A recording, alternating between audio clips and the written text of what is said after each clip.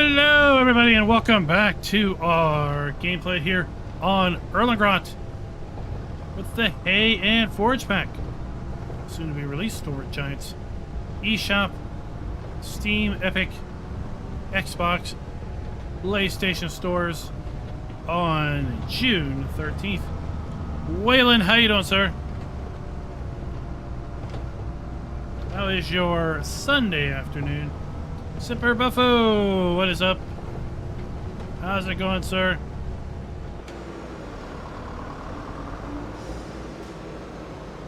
Our Hoff Bergman gameplay has taken a brief hiatus.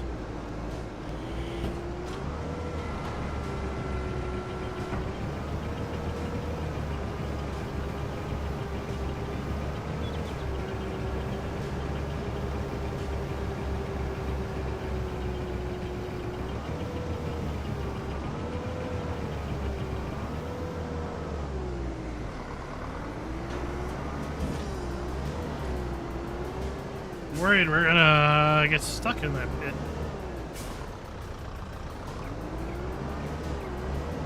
Maybe we need to haul out the bigger collection wagon soon.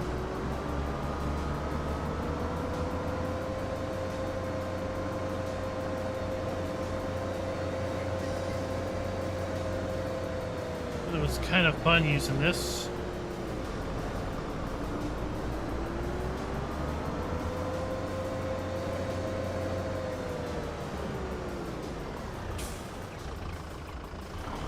Has everybody had a chance to check out the 4 other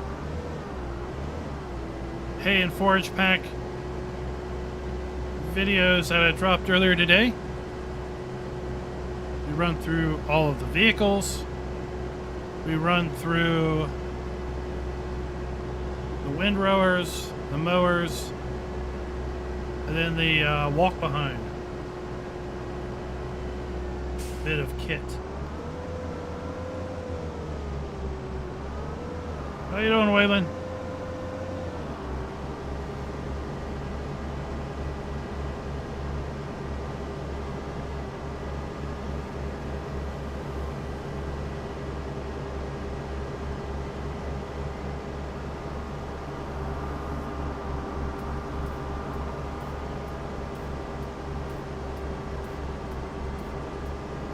We got all stuff to do today. Gotta clean up the mess we made when we were demonstrating the windrowers earlier. Gotta get things ready for tomorrow night's release party. Where we'll be demoing this out in multiplayer.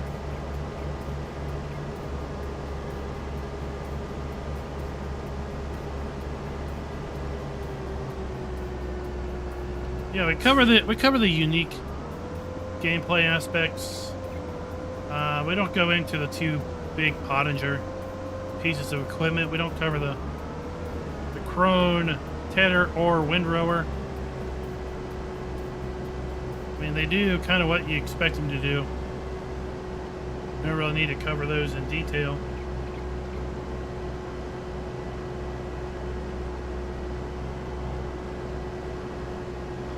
Lots of the other pieces of equipment do have some rather unique gameplay elements to them.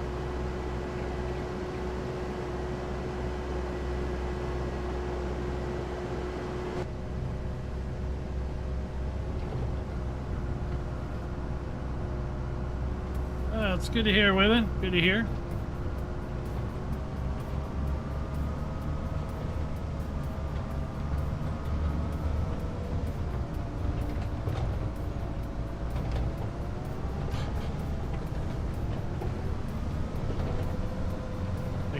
Shortcut.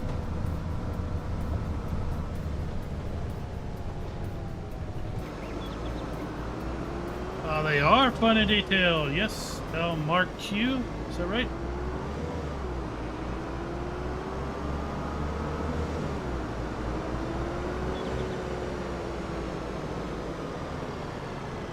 And we only really profile the things that are unique and different compared to base game stuff. There is some other things included, including a large forage wagon, large windrower, kind of a medium-sized tedder, and a small windrower from Prone.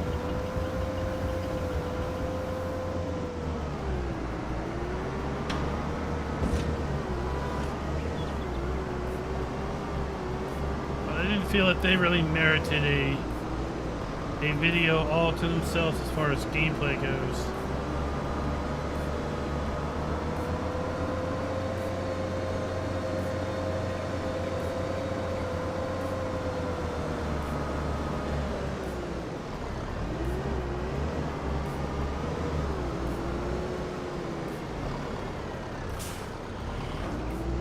Okay, El Marco. All right.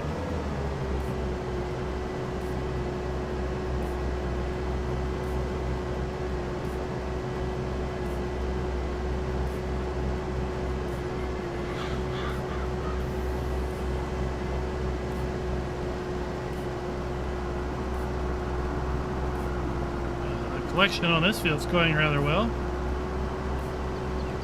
I switched it over to front wheel steering. I felt the four-wheel steering I was skipping product in the turns, but front wheel steering tracks very well. I was trying to drive under it. Mower attachment. You know, why do you need a mower attachment? It just connects to, the mowers just connect to a 3-point.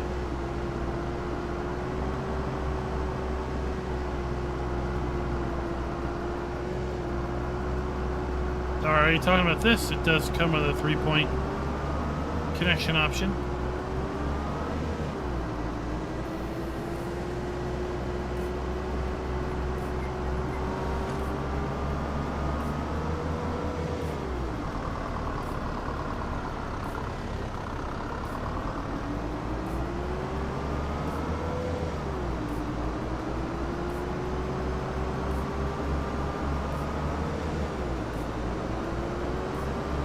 Might be done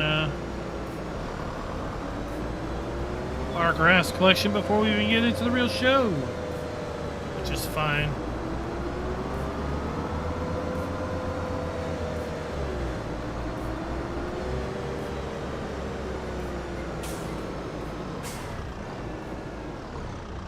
Fine and dandy. We got plenty to do.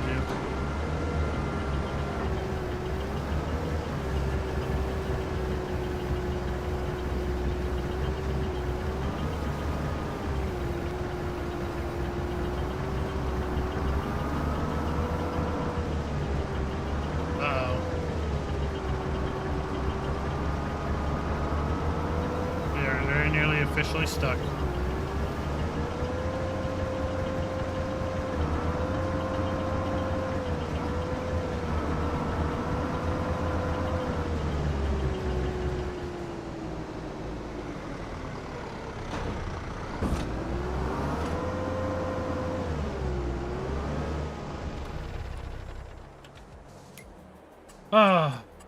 Get a little bit of a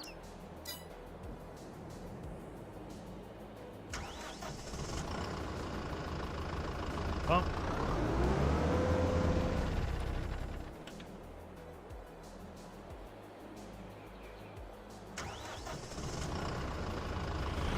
There we go.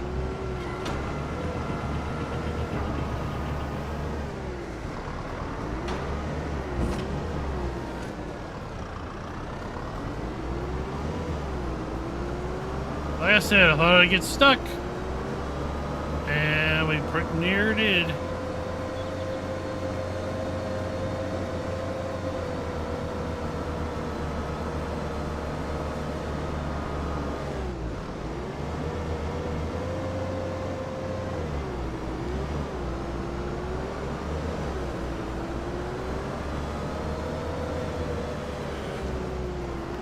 Oh yeah, we're gonna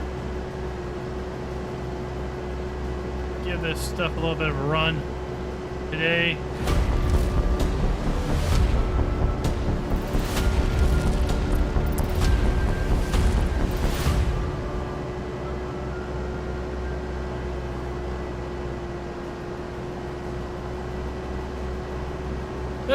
everybody, and welcome back to Erlengrot, where we are putting the hay and forage pack equipment through its paces, as El Marco has so eloquently put.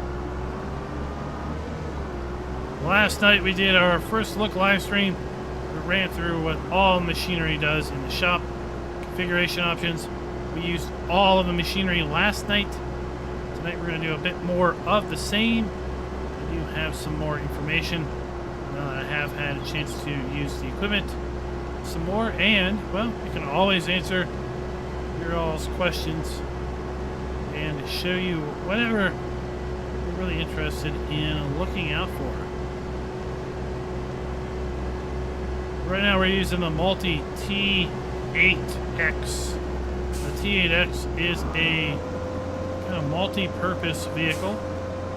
I'd say it has a truck body and then different trailer configurations that you can detach and reattach. Interestingly enough, there was a question last night as to if this truck would work for the linear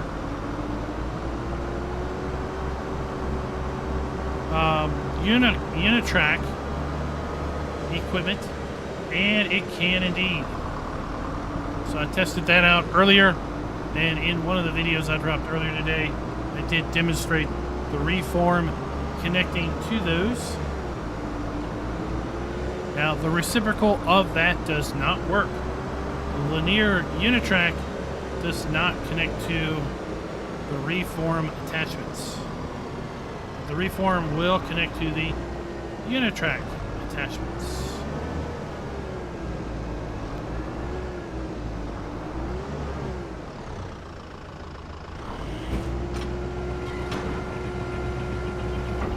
Just cleaning up from the grass we had last night.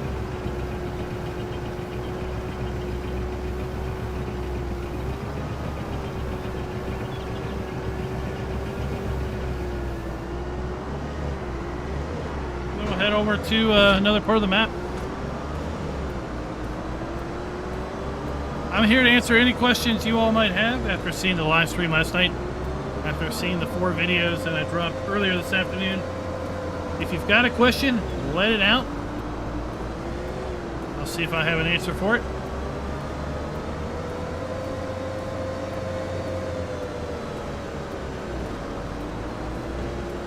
If you haven't seen those videos, we did a video on the vehicles that are included in the pack.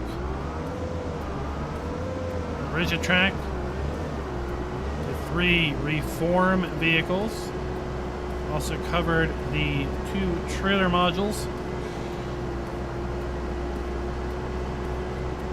We had a video specifically talking about what makes the 3 mowers in this DLC unique as compared to the other mowers that we already have in the game.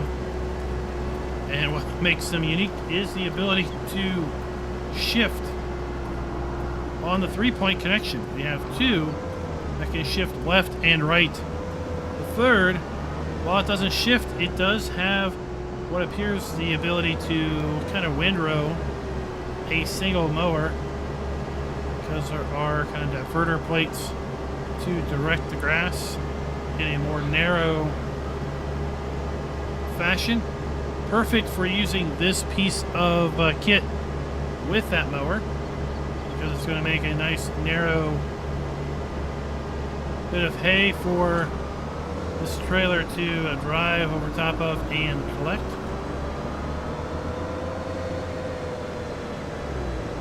In the vehicle video, we demonstrated that on 3 of the 4 vehicles included in the pack, you can shift the 3-point connection left and right. And then when used in combination with the mowers that you can shift left and right, it produces a pretty powerful option to offset your mower deck from your vehicle. I imagine that can be quite handy on slopes, as well as trying to mow close to things like tree lines, fence lines, and such. Oh, Marco, this is a paid DLC. It is Phase 2 of the Year 2 Season Pass. It is $8.99 and pre-order $9.99 after release. But if you have the Year 2 Season Pass, then you already own it.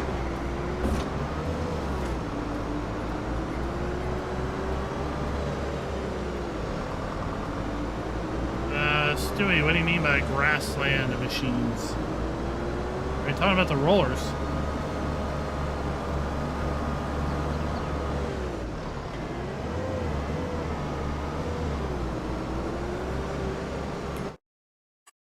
Are you talking about these? Grassland care? If you are, they're basically just rollers for grass. This one will roll and thatch at the same time. Thatching, in theory. You also have the ability to plant grass or canola with this one. The same thing. This is just a roller to roll the grass. Knocks the grass back one cutting. You want to roll the grass after you cut the grass. It gives it a fertilizing state. And the same with this. All of these basically are only for use when rolling on grass. It will knock the grass back one state. And it will give you a fertilization state at the same time. So think of it as free fertilizer, because the act of mowing the grass gives you a grass state, a fertilized state, and the act of rolling the grass will give you a second state, and then you're done. But you don't want to roll the grass after it has had a growth stage. If you got any other questions, I do have quite an extensive how-to playlist. I cover the grass care as well as lots of the other new gameplay elements in FS22.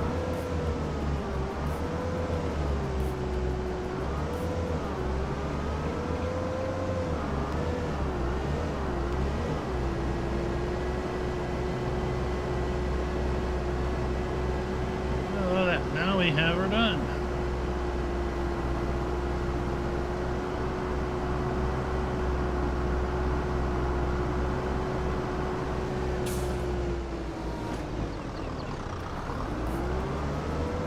Wanted to see if I could fold it, and it doesn't let you fold it if it is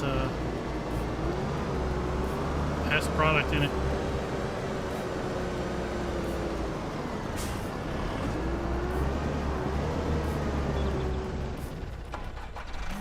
Of course, this piece of kit has the self-leveling cab on it. I have a cool feature.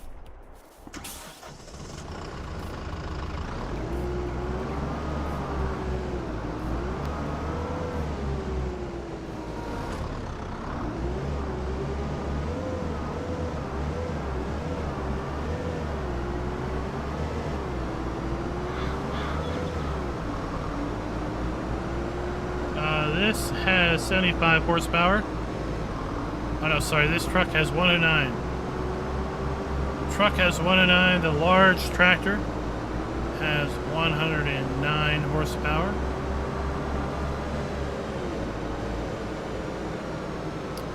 And then the other two items, like the one with self-leveling, that is 74 horsepower.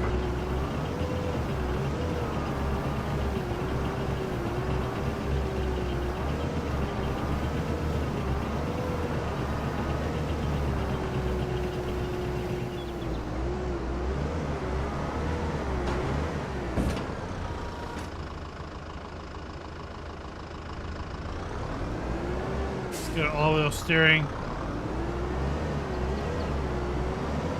Get this job done.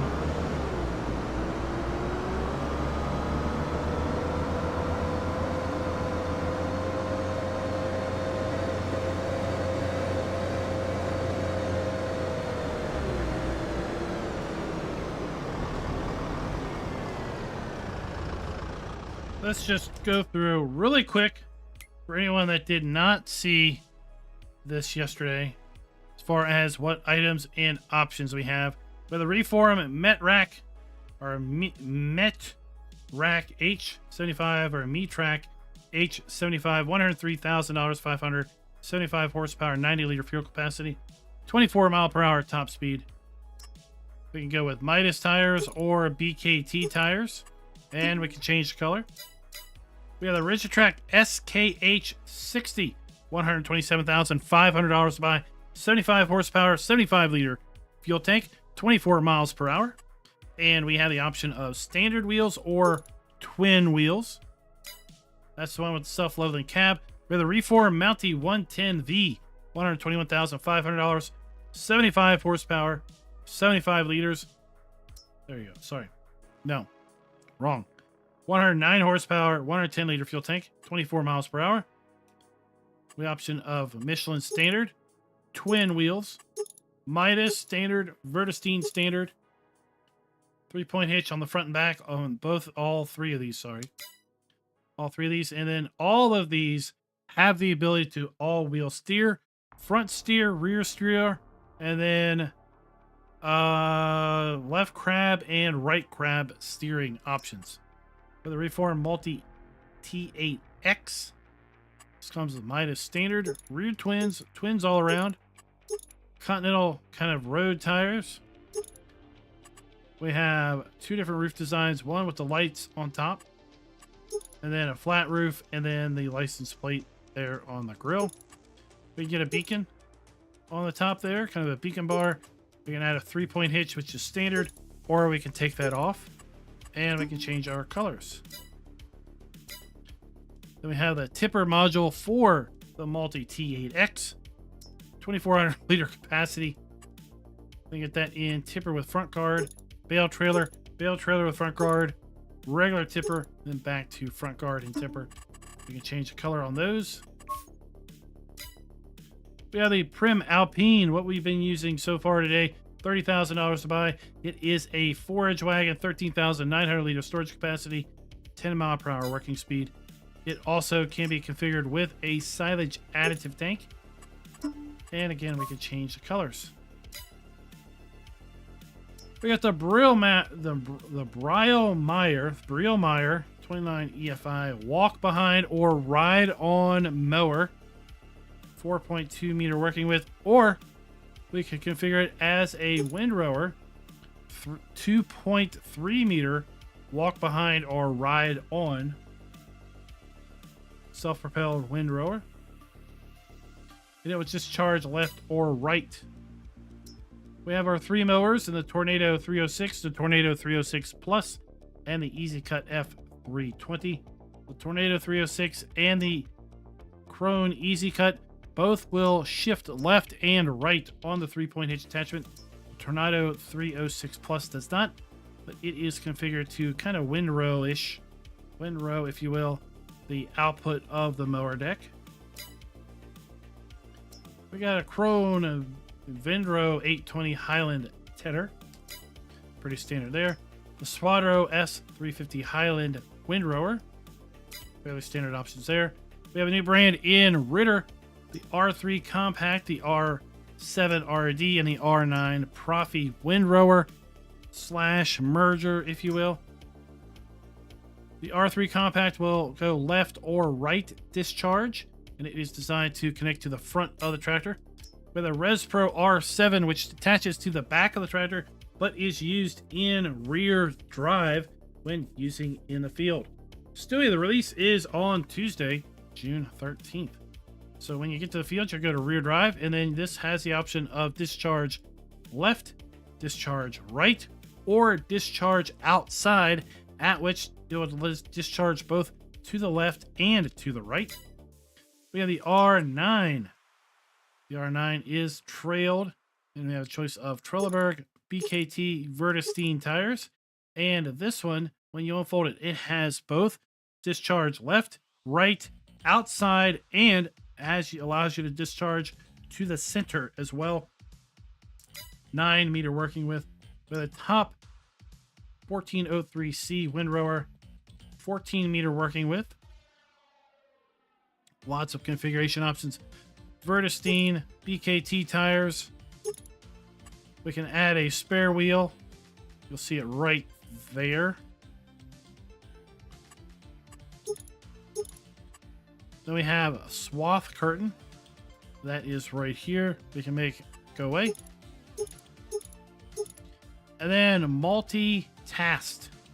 They are these extensions in front of each windrower that have a guide wheel.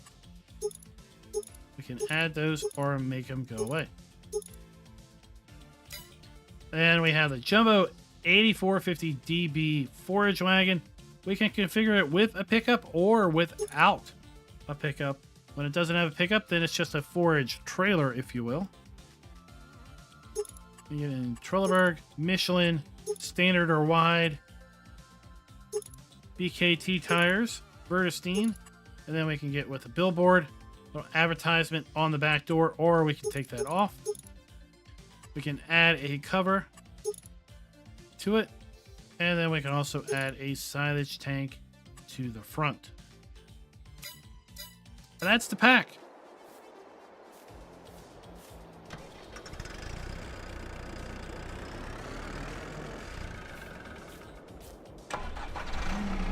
Oh wait, I was in what I wanted.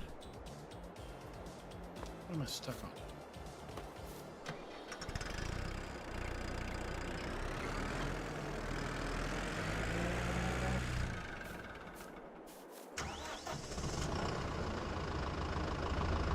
Where is the release? Well, the release is over at the Giants Mod Hub, Steam, Epic, Xbox Store, PlayStation Store, where you normally would find such things.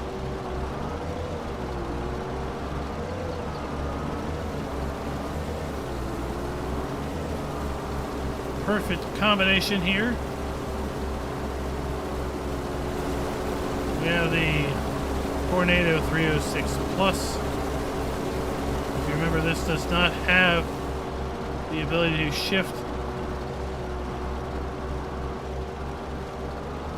the mower head left or right, but the others do.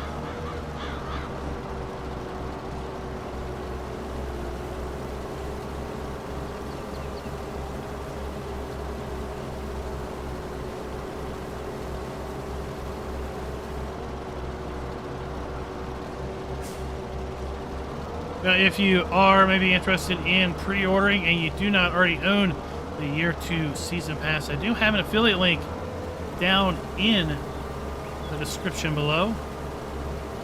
If you are on PC, you can use the affiliate link. You will get a download key emailed to you on June 13th at midnight CEST. Central European Standard Time. You will be able to log into the Giants eShop using the URL and the code provided in the email after purchase, and you'll be able to download the DLC and enjoy it. Do note that release time is midnight CEST. So, those of us on the east coast of the US, like myself, well, we're going to be able to actually download it at 6 p.m. June 12th. That is because Giants is in CEST time, and we are not. We are 6 hours behind. So when it is midnight CEST, it is 6 p.m. for us. If you're on the Pacific Coast, then you're going to be able to download it at 3 p.m. Monday afternoon, your local time.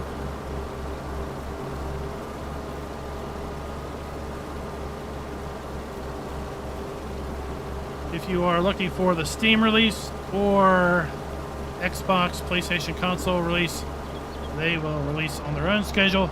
Typically, Steam releases around 10 or 11 a.m. the day of release. So you'll get it on June 13th around 10 or 11 a.m. Eastern time.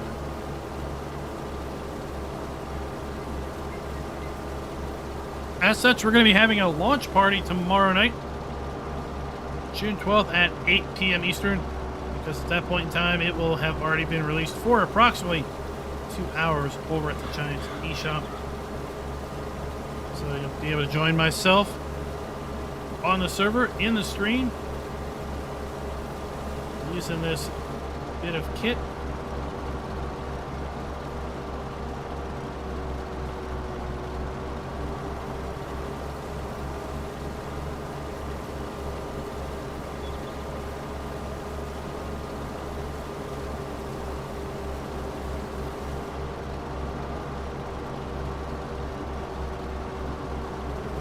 I'm just collecting this down here. And then, like I said, we got a fair bit already cut across the map. We need to go and head up and windrow it, and then collect it with the large forage wagon.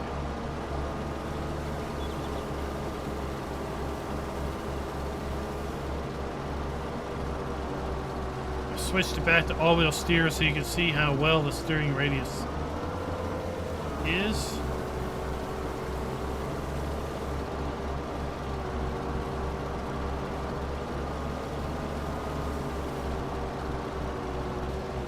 Has anyone changed their mind from what they thought about the pack when it was first announced or when the fact sheets were dropped? I really wasn't all that enthused with the pack when I first heard about it. As I said in my fact sheet video, it was everything that I thought it would be, and at the same point in time, it was everything I wished it wouldn't be, because I felt that it was going to get a fair bit of bad treatment, if you will, as people saw it as simply the Alpine farming expansion FS19 redone.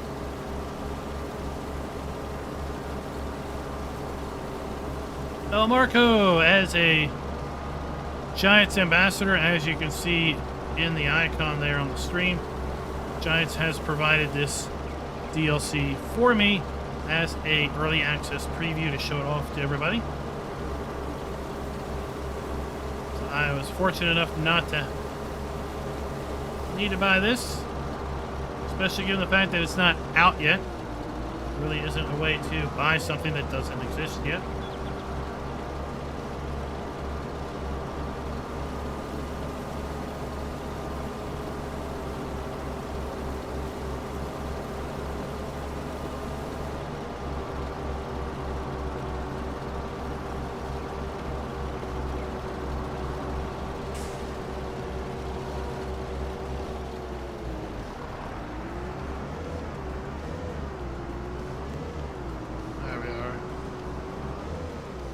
I don't think I should go in the pit with that.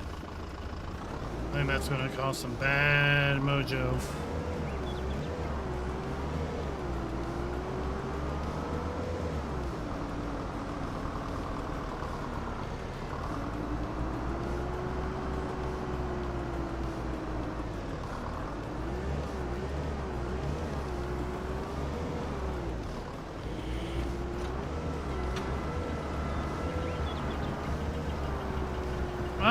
Yeah, all the equipment's leased from the dealer. I don't know what you're getting at. What the question is.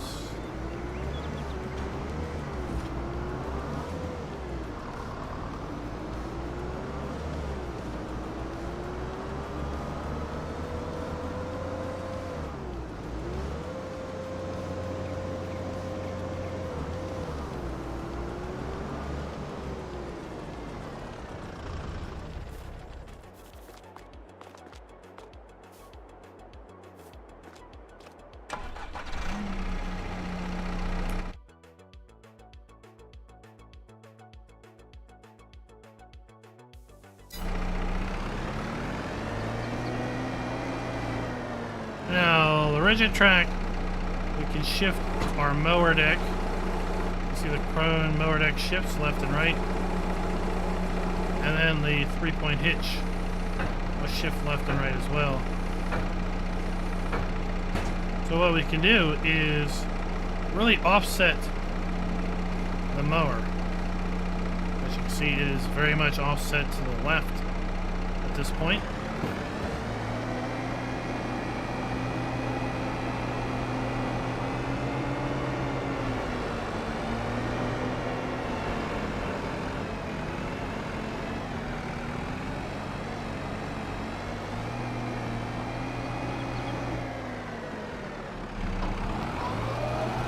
Now, if we wanted to, we could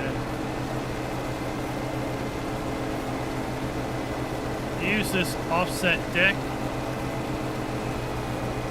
to mow around trees, shrubbery, and the like. You can see the self-leveling cab in action.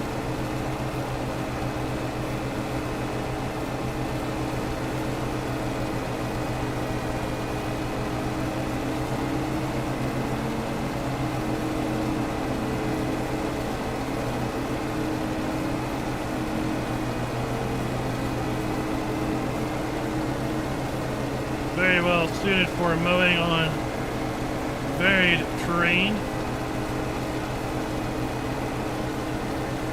We can use the offset deck to mow close to the road's edge, fence lines, tree lines. And if we are in cab, it's kind of even cooler to watch the body of the vehicle kind of rotate around us.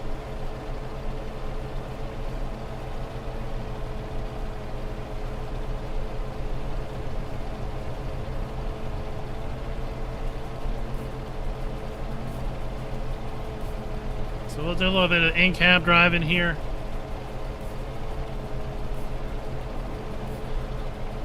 See, the mower deck is kind of floating on the ground real well.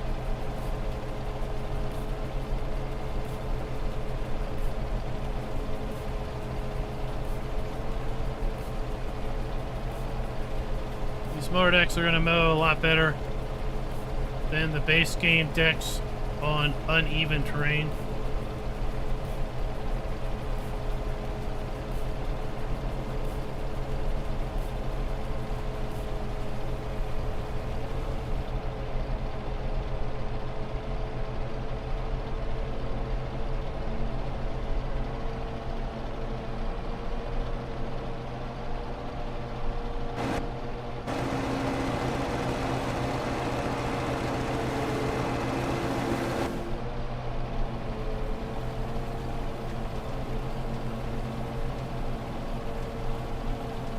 Now, the leveling cab isn't really a new feature. We've seen that on the Ropa harvesters, the sugar beet harvesters. We have also seen it with respect to the some of the tree harvesting equipment in the Alpine, or not the Alpine, in the Platinum expansion, released the end of last year. But it has then been also provided on this piece of equipment. You'll see that the experience in mowing with this is a stark difference than mowing with the other piece of machinery that looks very similar to this, because it does not have a tilting cab.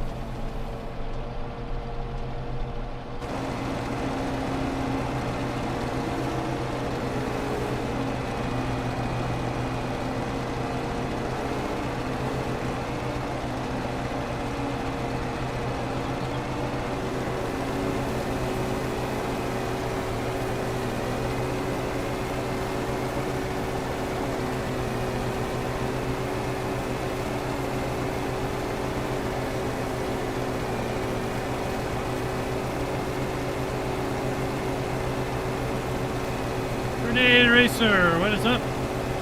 Welcome.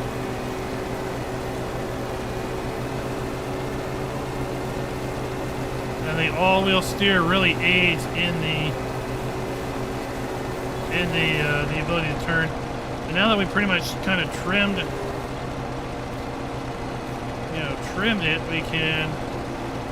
we can bring the mower deck and the 3-point hitch back kind of in line. And then now we just have our traditional front mower.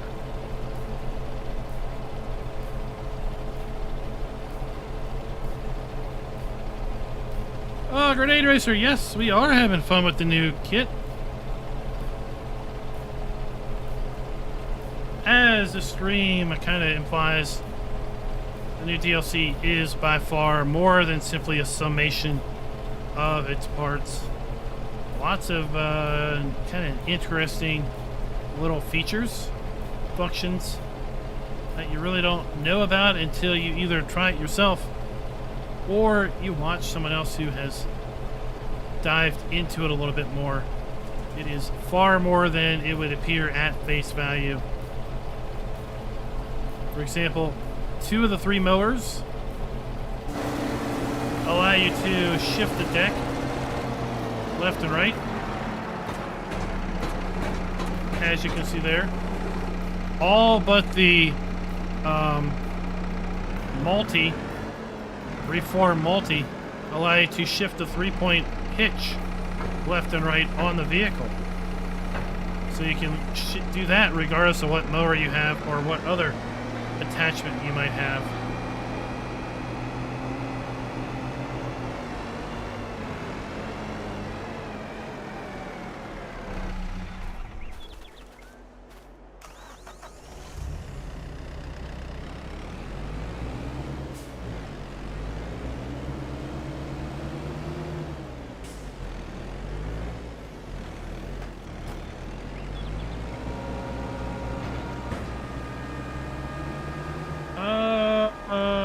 Movable arms? I don't know what you mean. Oh, yes. Oh, I didn't even realize that.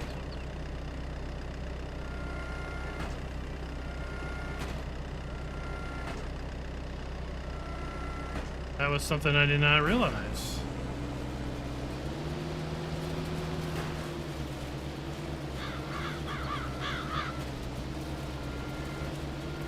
Oh, so you can kind of windrow around something.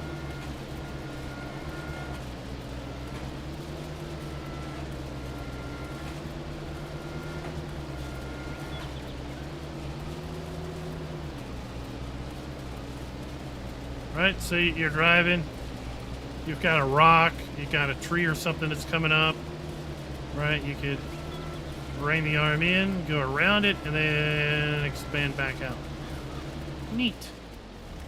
I didn't even know about that yesterday.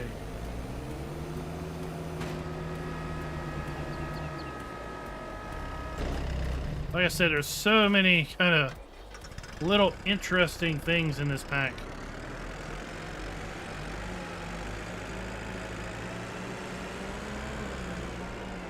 So we went around that hilly area twice with the rigid track. This mower also lets you shift left and right. And the 3-point lets you shift left and right as well. Right, so you could really offset things. Right, if you wanted to. We're gonna kind of go center.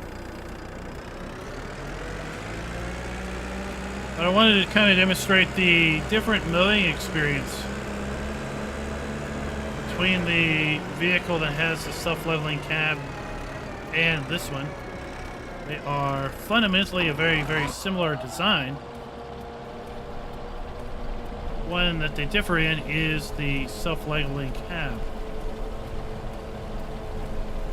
So if you're someone that plays in cab, you're going to get a much different kind of view from this one than you would from the other.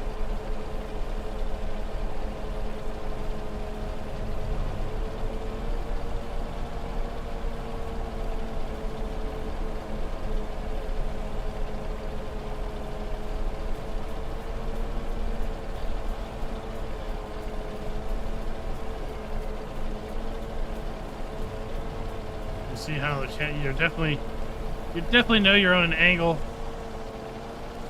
but at the same time you can see the mower, the 3-point, and the vehicle all conforms to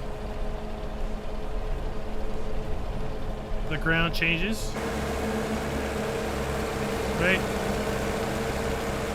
That way the mower deck stays in contact with the ground as much as possible.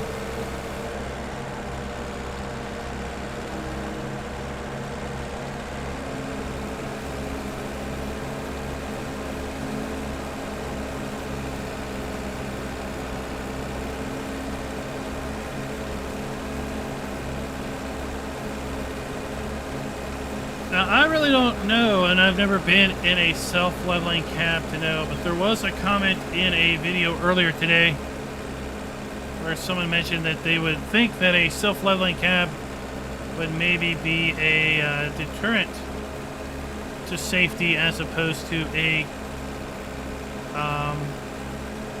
enhancement to safety, I guess. Whereas in a traditional cab, like right, you know very much you're on an angle because of how much you yourself are tilted. But in a self-leveling cab, you may not necessarily realize how much of an angle you are on, or slope you may be on, because you yourself are positioned level. So, I don't know. I've never been one. I don't know really the reasons behind why some machinery has them and some machinery does not.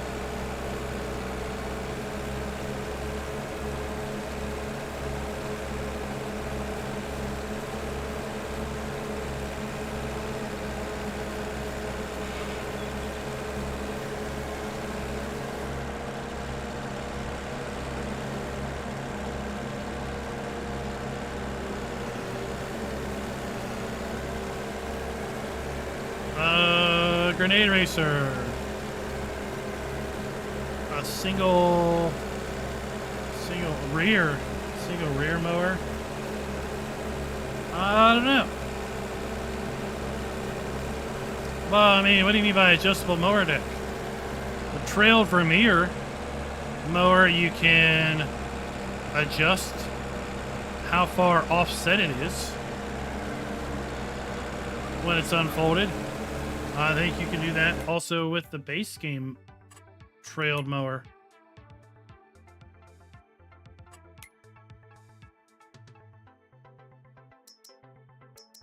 This mower, I'm pretty sure that when you unfold it, you can then use the mouse to bring it in.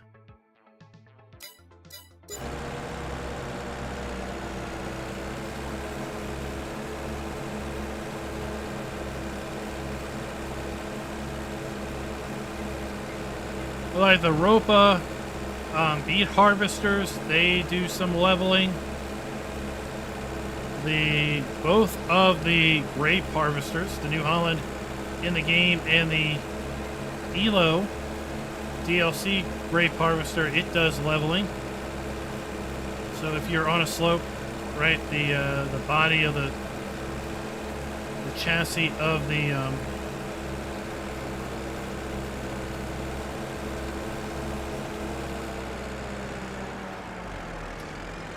harvester is level.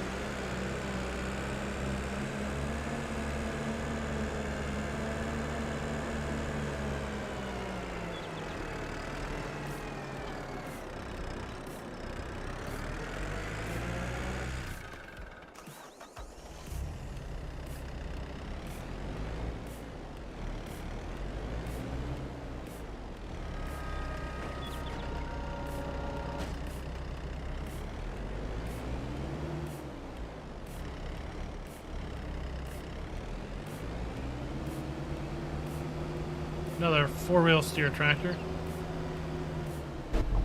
And we showed, right, you can do front steering. You can do rear steering. You can do left crab and right crab.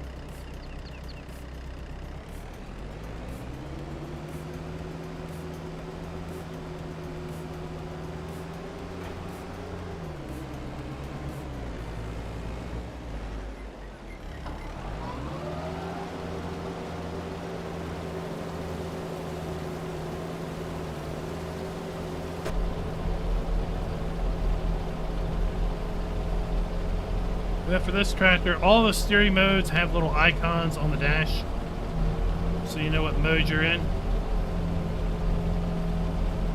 In the reform that we were just in, and the reform truck body,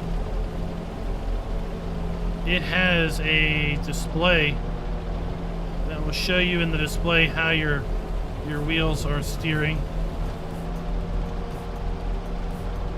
Captain Kiwi, what is up, sir? Good morning. Good morning to you. Happy Monday morning live stream. It is Saturday afternoon for me. Not Saturday, Sunday afternoon. We're going to do a double header. We've been busy. We pumped out 4 informational videos on the hay and forage pack earlier this afternoon. We've got an afternoon double feature live stream because tonight we're going to come back. Stream one more time today with American Truck Simulator in our Sunday night convoy night. And what's kind of cool is let's go over here.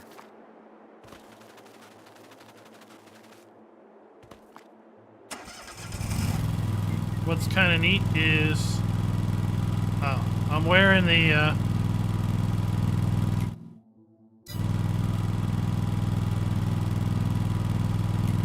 I'm wearing some of my merch in-game and in IRL. Where is it? Oh, this is exactly... Let me change it. I gotta match what I'm wearing. We got a Bad Things Mayhem Crew t-shirt. I got that on today. I'm gonna wear it tonight. And yeah, we can wear it here in the game also.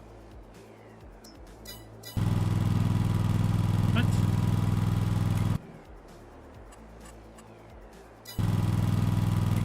I swear to you. There we go. There we go.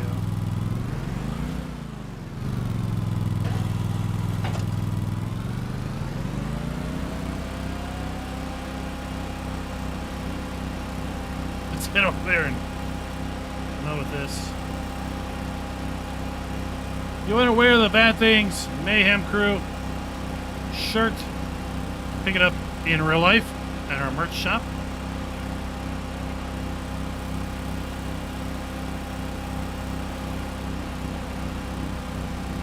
Captain Kiwi loves the death mower.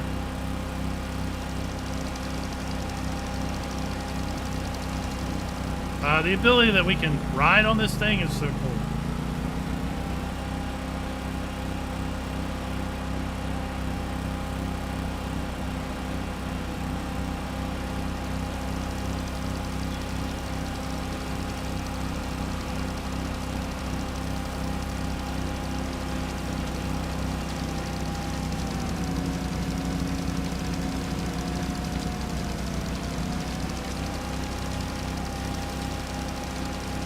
Miles per hour, not too terribly slow.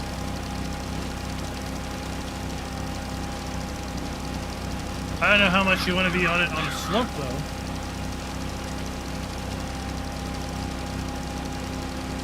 Right? I wouldn't think this would be too satisfying of an experience.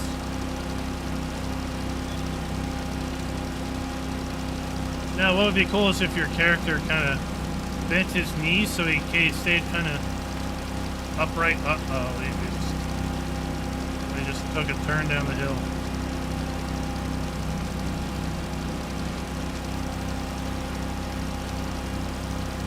Master Chief 9732, welcome.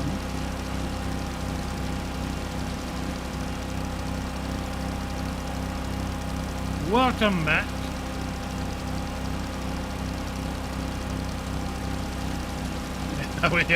We're sick in the death mower, right? Mower of doom.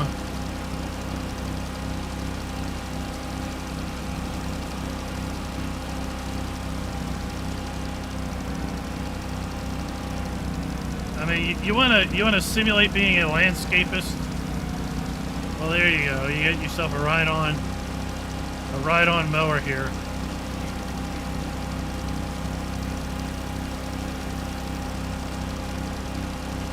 mean, it makes pretty good work. And you can't beat the turning radius.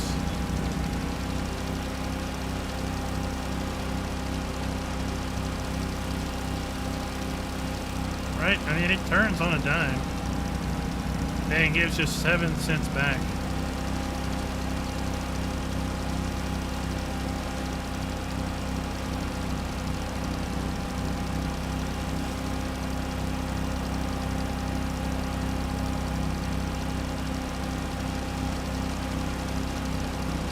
But she gets the job done. And if you get tired of riding, you can just walk behind.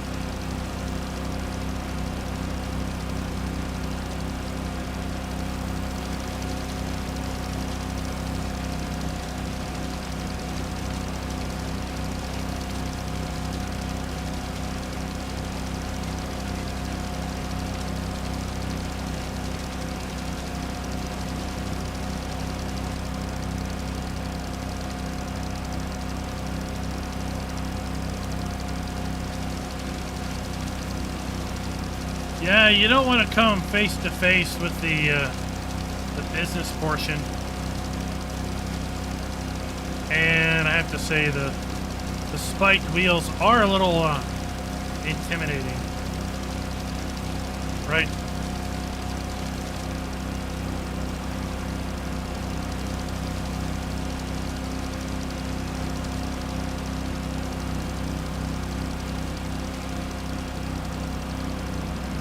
While we're doing this video is brought to you by David K. and Matthew Young. Thank you for being farm barons.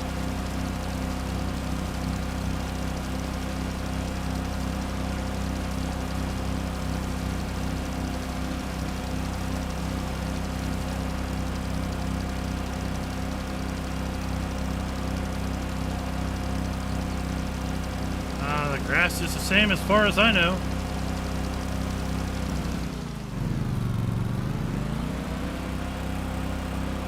Notice you can tilt it back, right?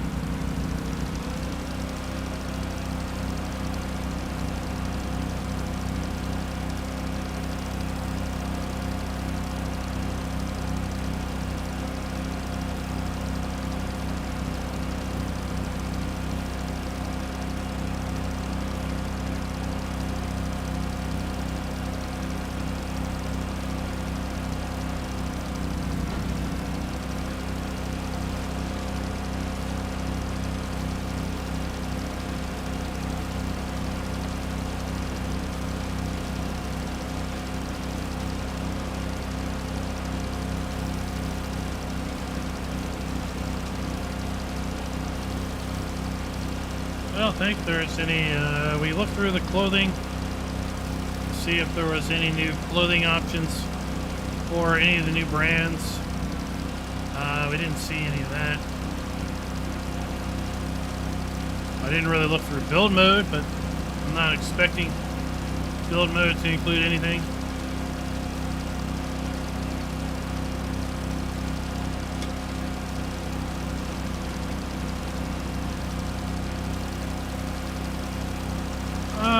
Well, there is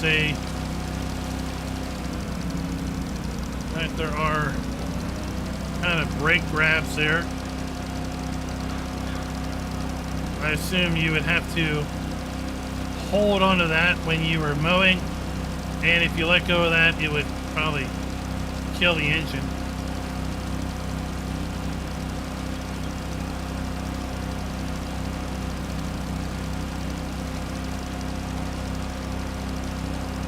But those brakes could also be the way it turns.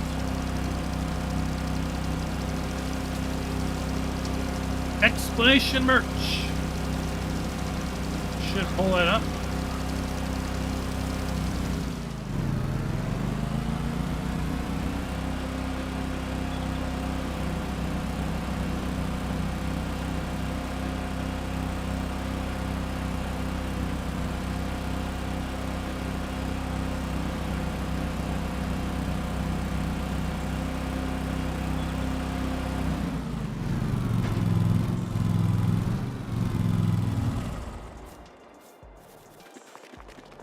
Now we do have a windrowing option. I'm not going to use that on the slope, but it is basically the same config. We go to mods and DLC. It's a Brielmeyer 29 EFI. We can get it with a windrowing config. 2.2 meter windrower, and it will discharge left or right. As you can see there. And we can also raise that up.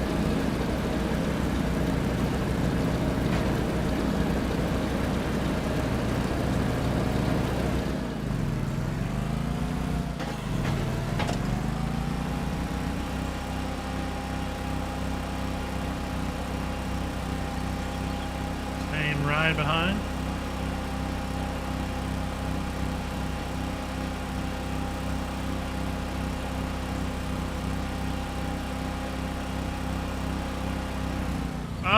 Before you do that, I would hold off before you do that, Captain QB, because they're... Raz picked one up and it had a stitching problem. So I'm not sure if maybe there isn't an issue with that hat. I don't know if he ever got resolution.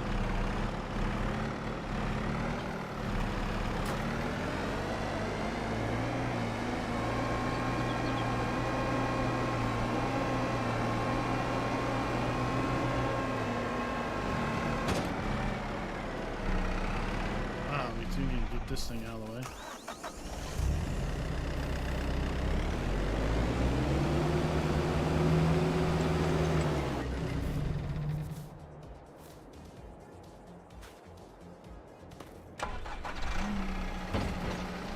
Now this is a tedder that is also included in the pack.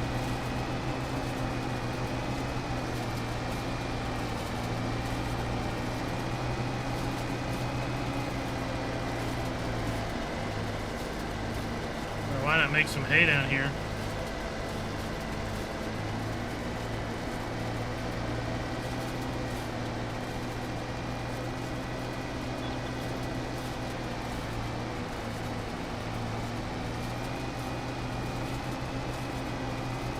Nine-meter working width, so we're basically doing three passes with one of the mowers, because each of the mowers has basically 3-meter working width.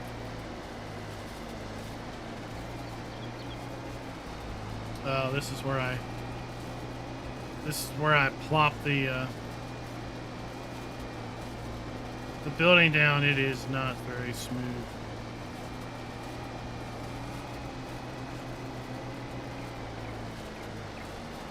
But this tedder though, it took care of that problem.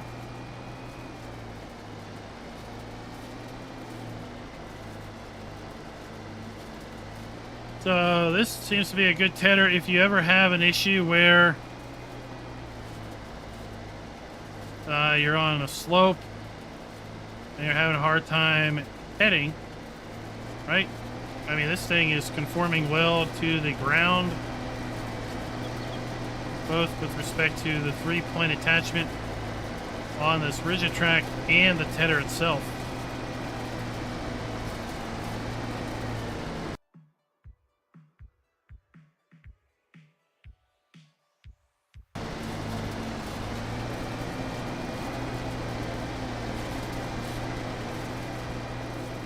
Mikey, 1 is enough.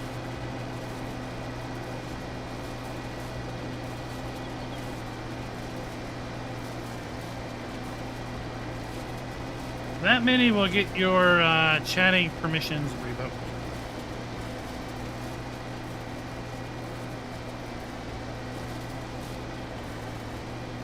It is rather expensive, isn't it?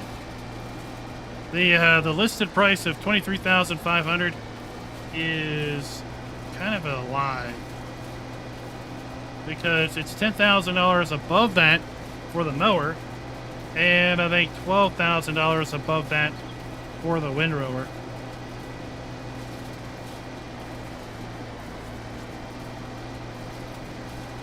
Rabbit Rob loves his barley juice glasses.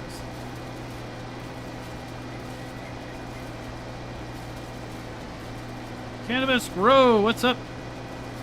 Welcome. Welcome to the party.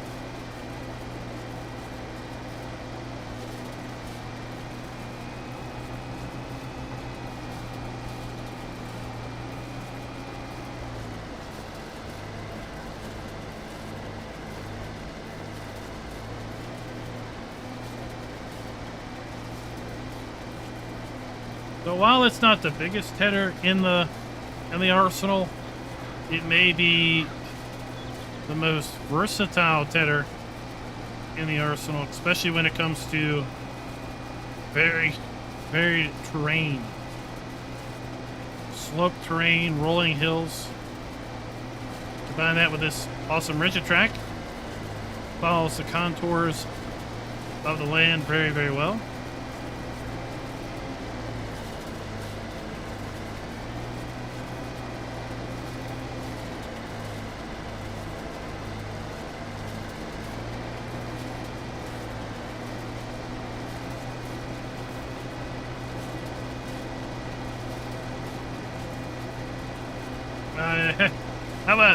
How about Grenade Racer? You use the walk behind mower and windrower, and then you get the wheelbarrow for the LS Farming Mods small farming equipment pack, and you use the windbarrow to pick up one load at a time until you have enough money to buy something bigger.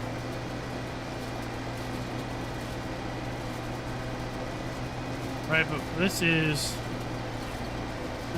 rather varied terrain, especially up there where it totally messed up when I put that building down, and we haven't skipped at all.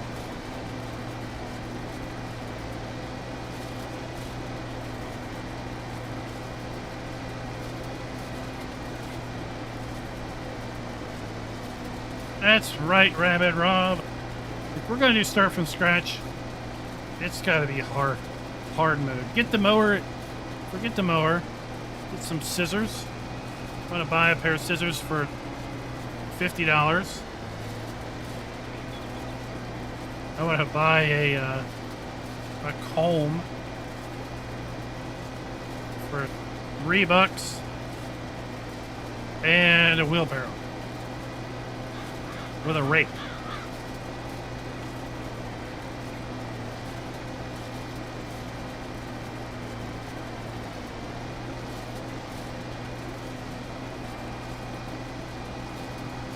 Who needs an axe mod when you get a lightsaber?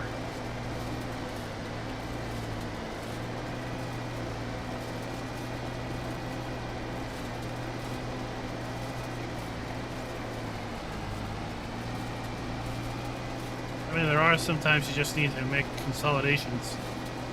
Or considerate, consolatory. I don't know. It's big words I can't spell. We're going to be on G-Portal servers tomorrow night with the launch party. G-Portal servers, they take a whopping 10 seconds to update. The fastest servers I have ever seen to update. Of course, if you haven't set the auto update, they just update without you ever really knowing. But if you do happen to set it to manual update, updating the servers are as simple as going to the G-Portal website, logging into your dashboard, picking the server, and basically toggling it off. The act of toggling it off will cause it to update, and then you can immediately start it back up in less than 30 seconds, and you have yourself then a fully updated and ready to go server.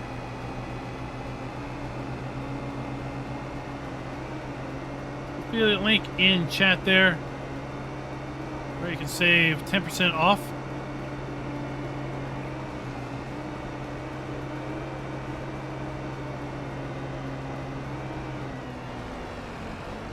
Okay.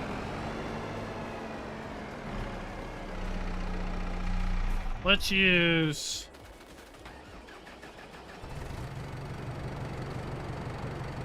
Let's use the Voltra here. In rear drive.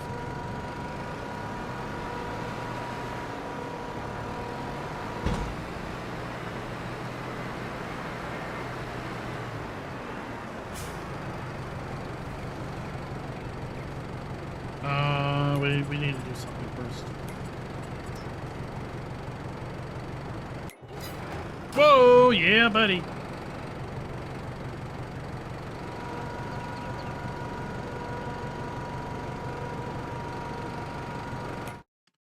It's not advised to teleport with that attached. Just saying.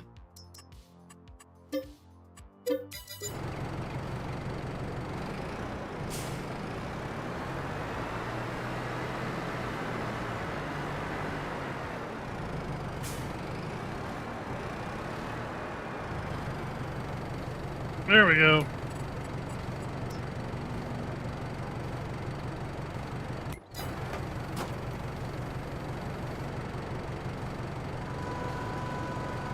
That's a feature.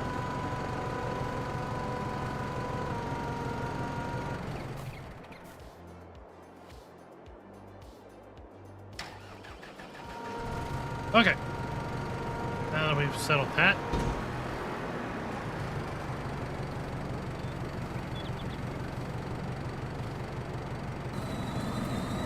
We have our Ritter R7RD. Right, we can change the working with. Right now we're discharging to the right. We can discharge to the outside. So note now the left belt is going to the left. The right belt is going to the right. We can discharge to the left. There we go.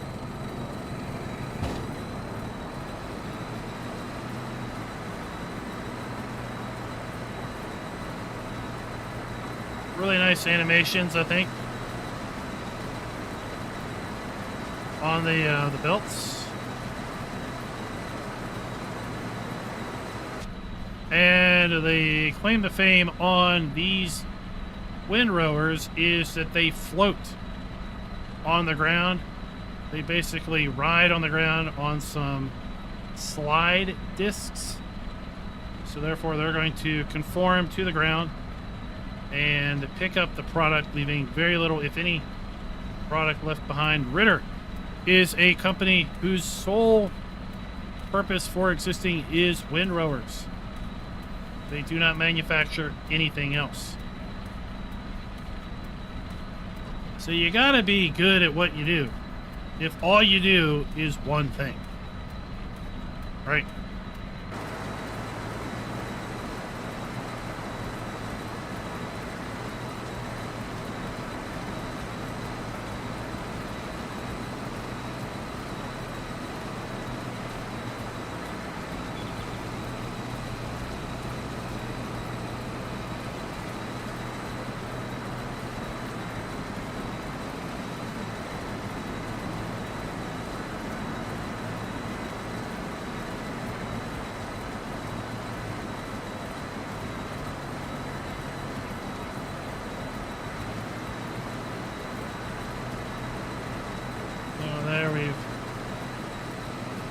Discharge to the left.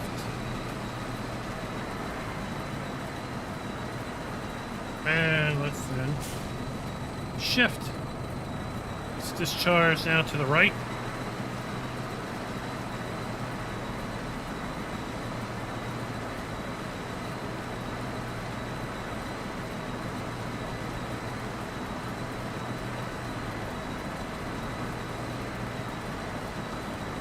It's going forwards in reverse drive.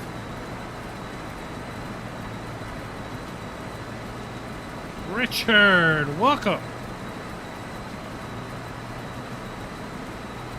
Welcome to the live stream.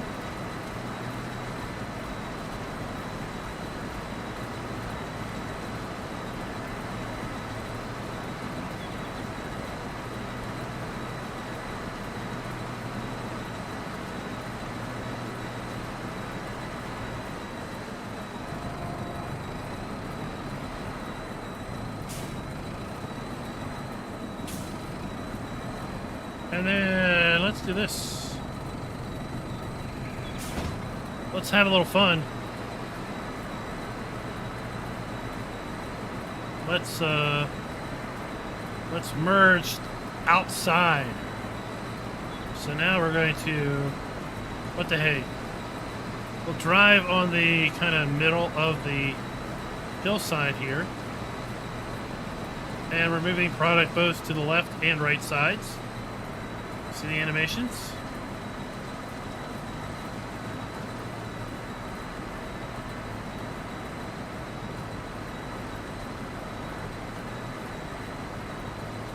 And this way I've now moved the product off the steep portion of the hill.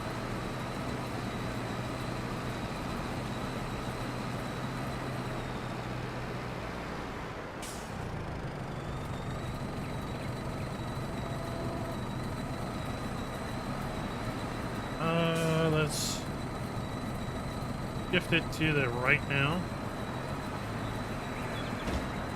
Now the trailed R9 windrower, it also has the ability to merge to the center. So the R9, which is the largest one, we can merge to the left, right, outside, and center. I decided not to use it here because I felt it was a little too big.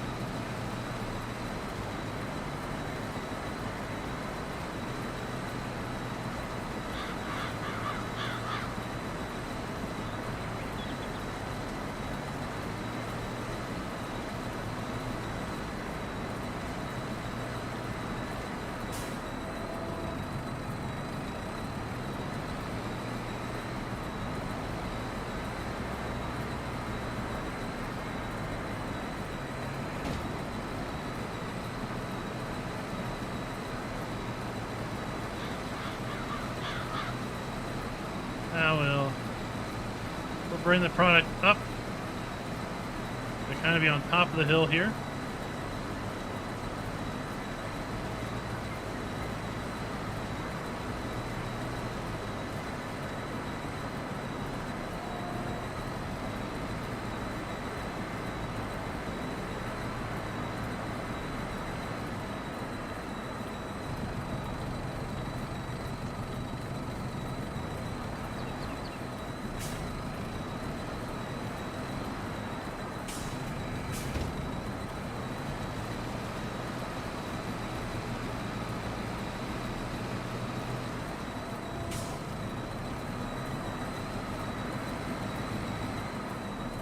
Schultz, what is up?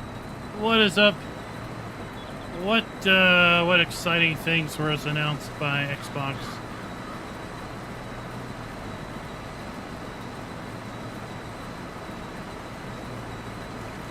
I didn't watch the whole thing.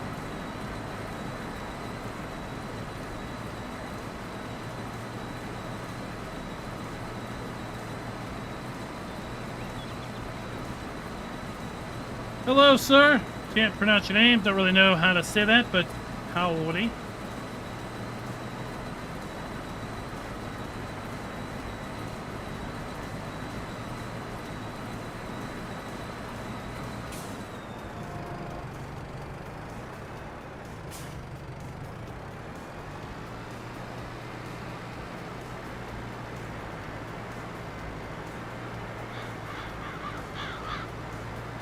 I couldn't get to Starfield, and I think that was shut off after I needed to prep for this.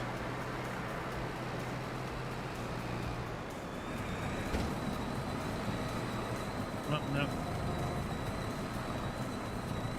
Let's change the merge direction. Now remember, here we have some very uneven terrain as a result of placing this building down. It wouldn't surprise me if it skipped, but no. I mean, look at this. This terrain is horrible. I never smoothed it out, and it basically, you got everything but that little bit.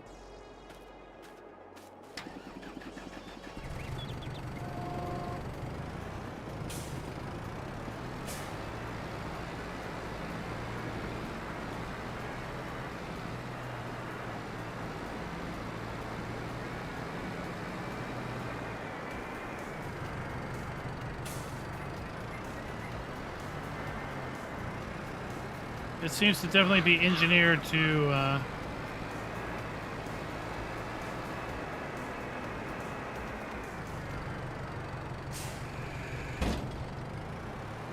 merge on a hillside.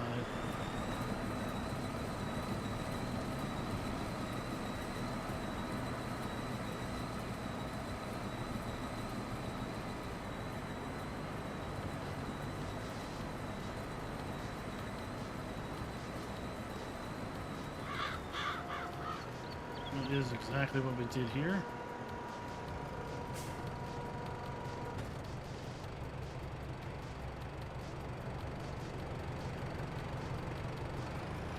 And now we can drive.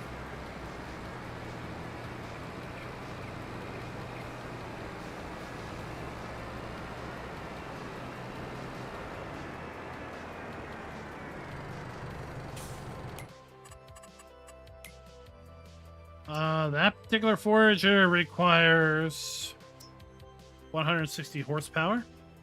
The Res Pro R9 requires 130. Then the R3 requires just 90.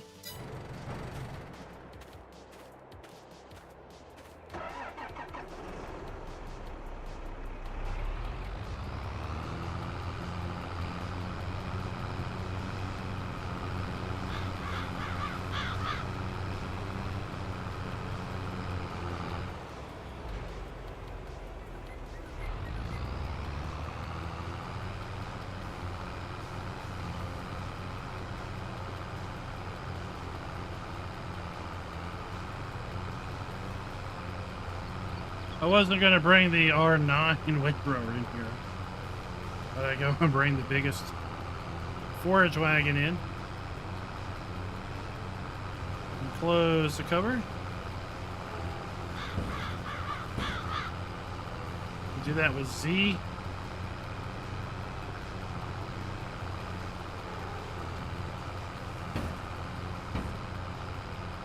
And oddly enough, we can buy this with or without the front pickup. I guess if you're just going to use this exclusively for a forage trailer, or like a forage harvester, you could do that.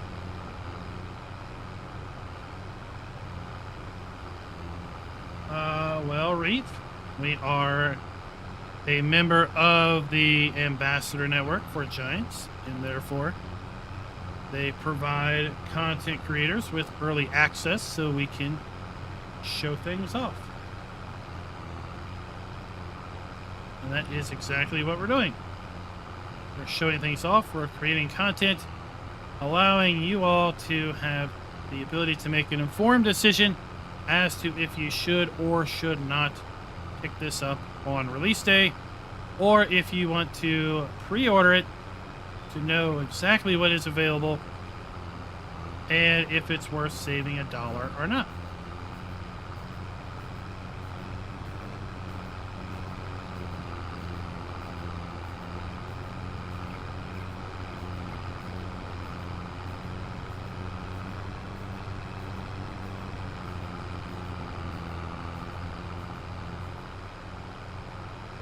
Yeah, this is a little sketchy. I don't think you would do that in real life.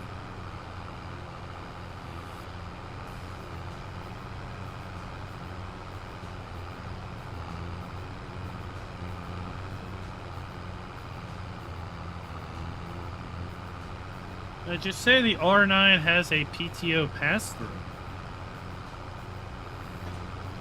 That I didn't realize. Let's go back and look at it. See if it does.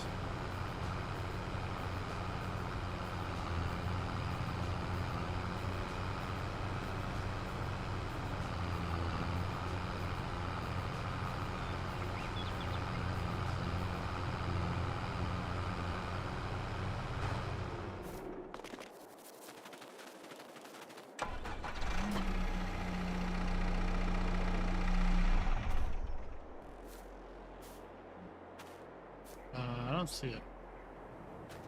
PTO pass through. I don't understand.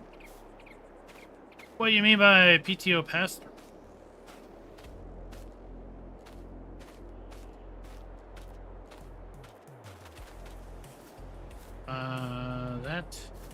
I think the truck has PTO, but the truck's PTO attaches to things like this.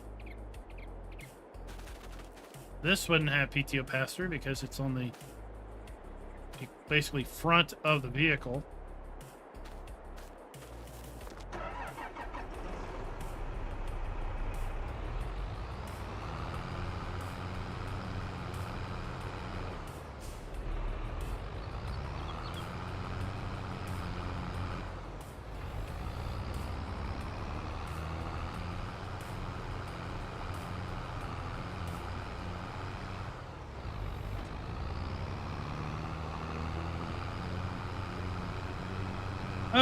Genetic J, I know where you're coming from. But I think as it says, it's kind of the title says of the stream, and some of the videos I dropped earlier today kind of show off some of the enhancements to the gameplay that this pack brings over and above the existing type of equipment.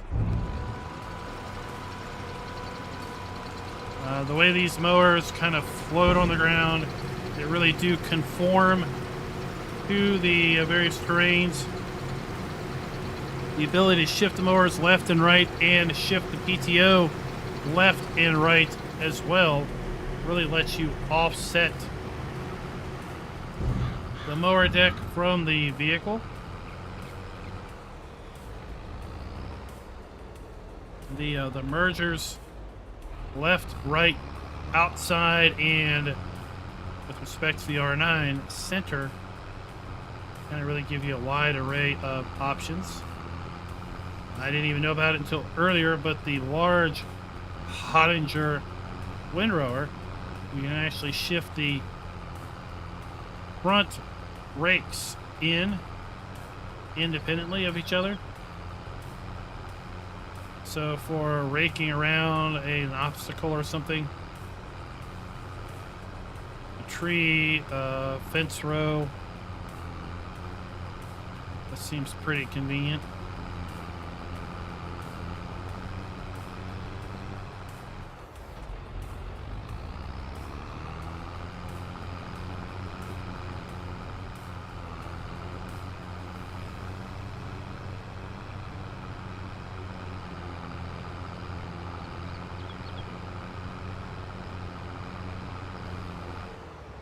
No, the windrowers, they float on discs.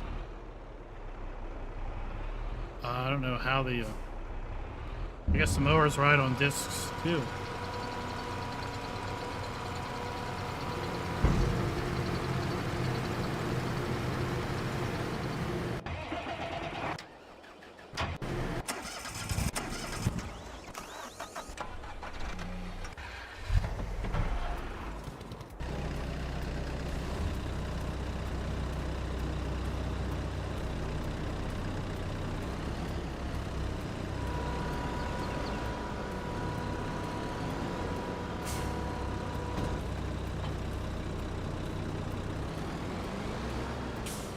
Jump over here.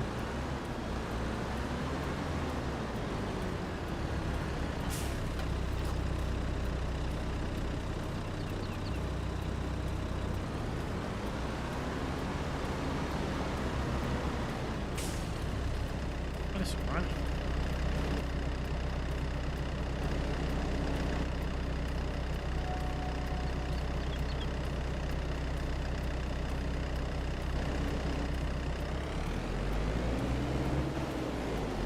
That's funny. That engine's stuck on. Oh no! Spilled your herbs.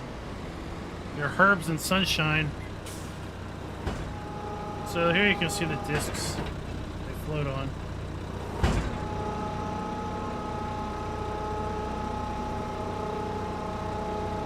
Here we have the R9. We can operate in center discharge, left discharge, right discharge, outside discharge, and back to center.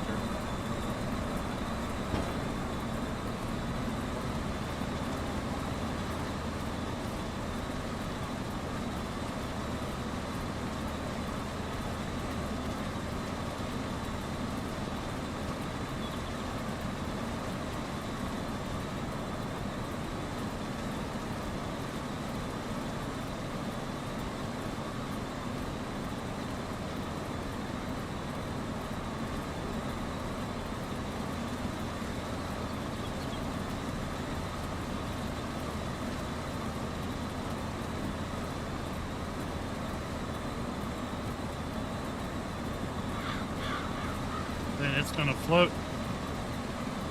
Right, so it's going to conform to the land.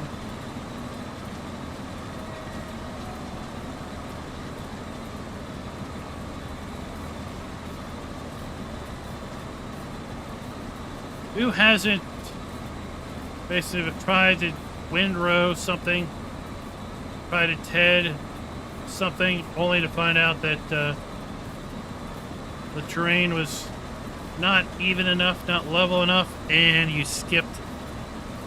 I think any of this Alpine hay and forage design machinery would probably be a good tool set for just about any farmer who is doing grass work on uneven fields.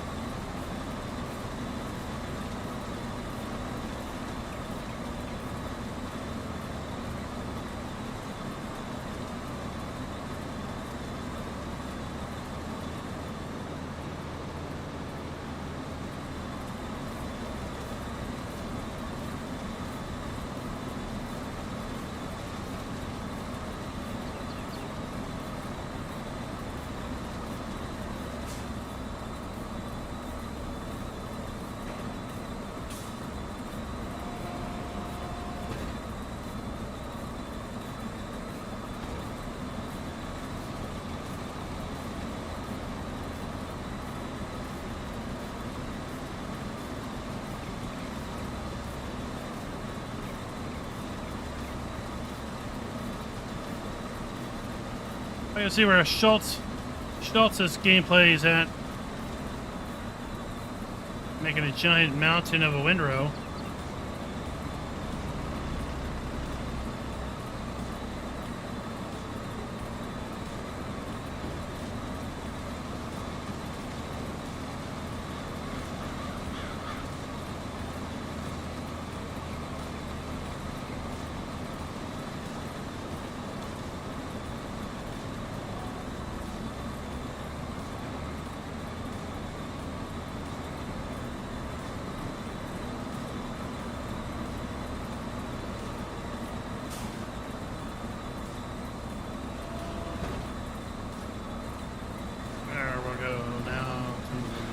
Left.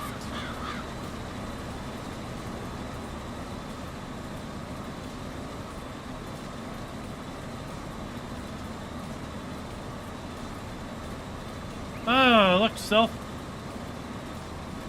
Rabbit Rob didn't reply back to oneself.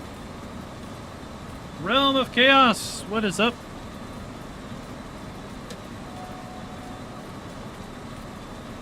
How you doing, sir?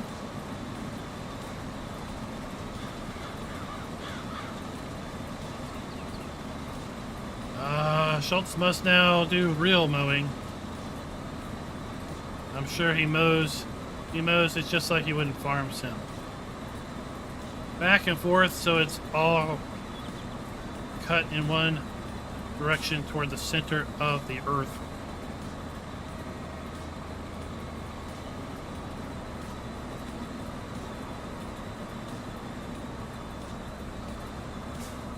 There we go.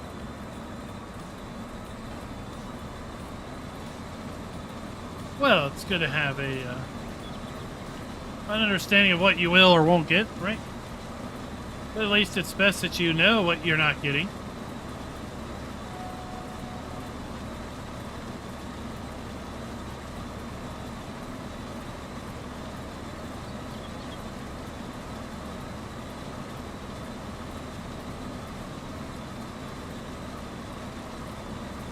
mergers work pretty darn well.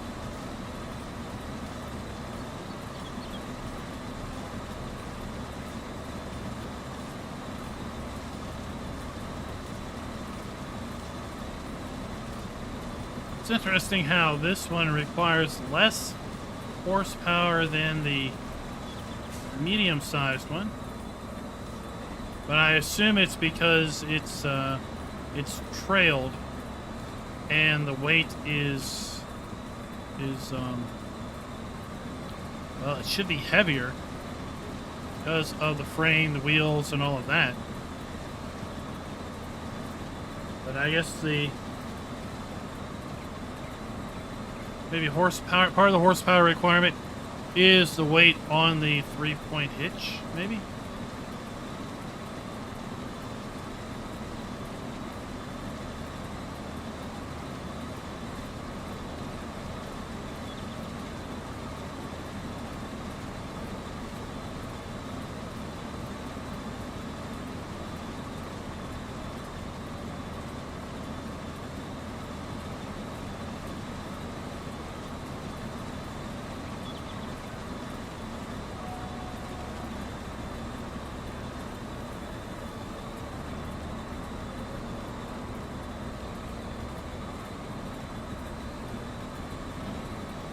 Take out road signs. We don't need no road signs.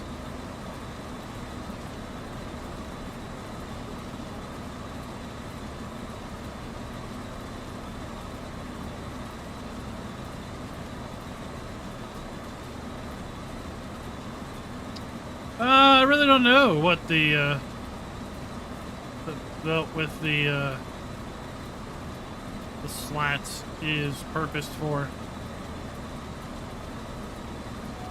They might say on their website, another website, they seem to be very, very focused in designing machinery that moved the product around in as gentle a manner as possible.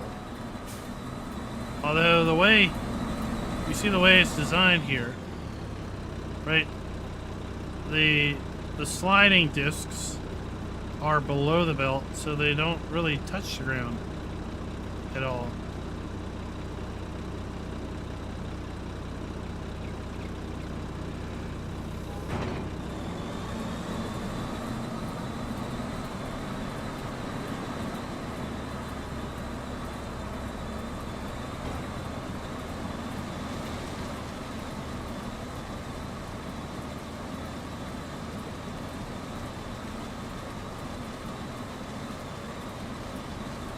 Oh, look, Captain Kiwi is sounding like big city greens, city folk and country folk.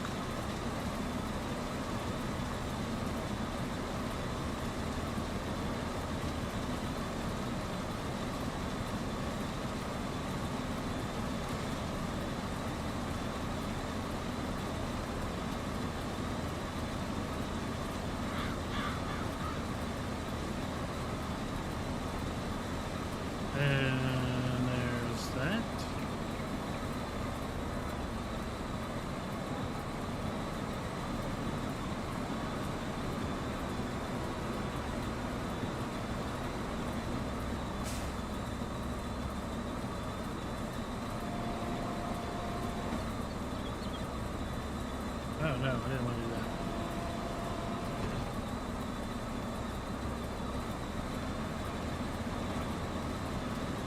Merge to the outside.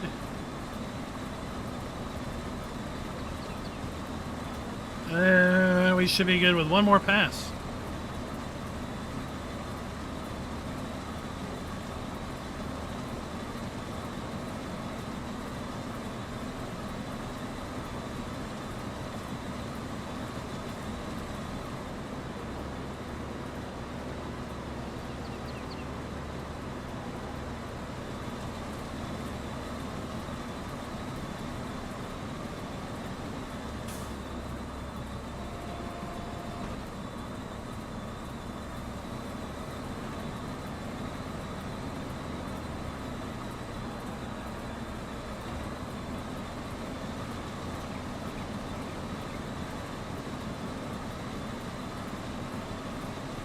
There we go.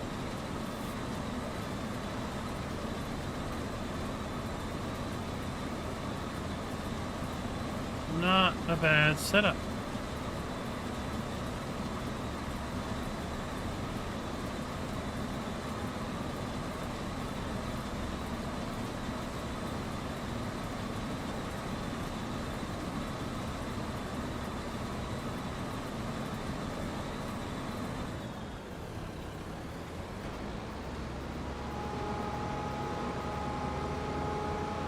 The animations of it folding up and dropping in those retaining brackets is pretty cool.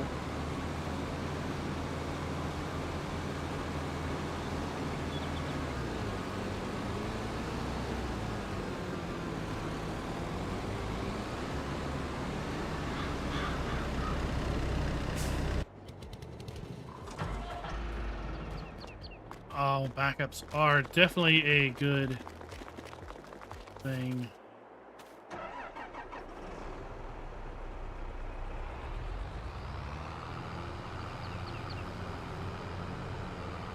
Good morning. Catch you later, Captain Kiwi. 7:30 in the morning. Officially time to get to work, do something.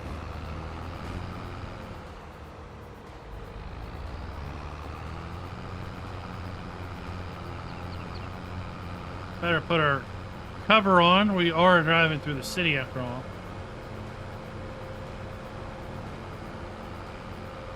These city folk, they don't take too kindly to having things spread out over the roads.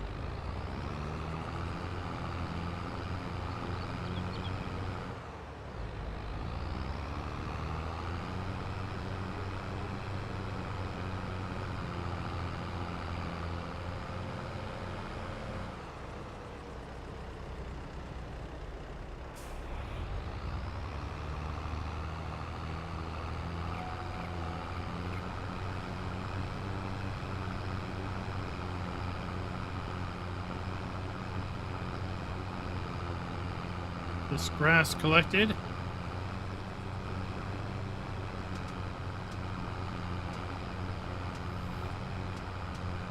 And then we will talk about getting ready for the live stream tonight on American Truck Simulator. Sunday night, convoy night. It's when we do speed runs. Speed runs on our deliveries, speedy deliveries.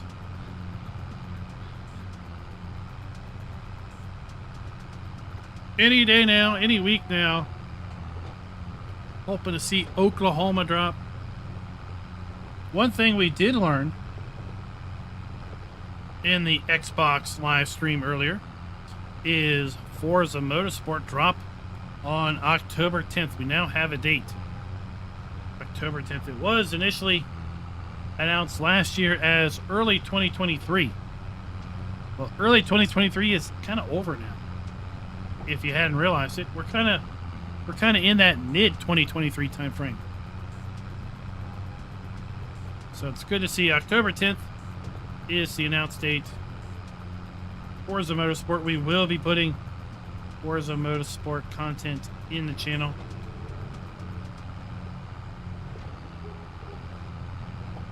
We will be also having a launch party for Oklahoma for American Truck Simulator once it comes out. Kind of eagerly hoping and waiting for that.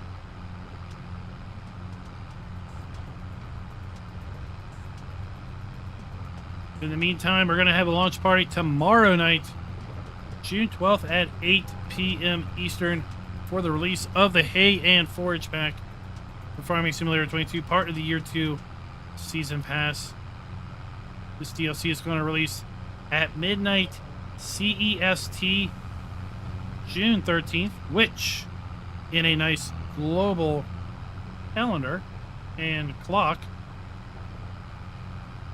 is 6 p.m. Eastern on Monday the 12th. So pay attention as to where you are, what your local time zone is, and how that compares to CEST. So Eastern U.S. time is 6 hours behind. Pacific is 9 hours behind. So those of you that are on the Pacific Coast, West Coast, the West Coast, if you will, you're going to be able to download this at 3 p.m. tomorrow afternoon over at the Giants eShop. If you have made your purchase on Steam or Epic, or if you are on a console platform, then the release will be at some point later on. The Giants does release at midnight local time for their eShop purchasers.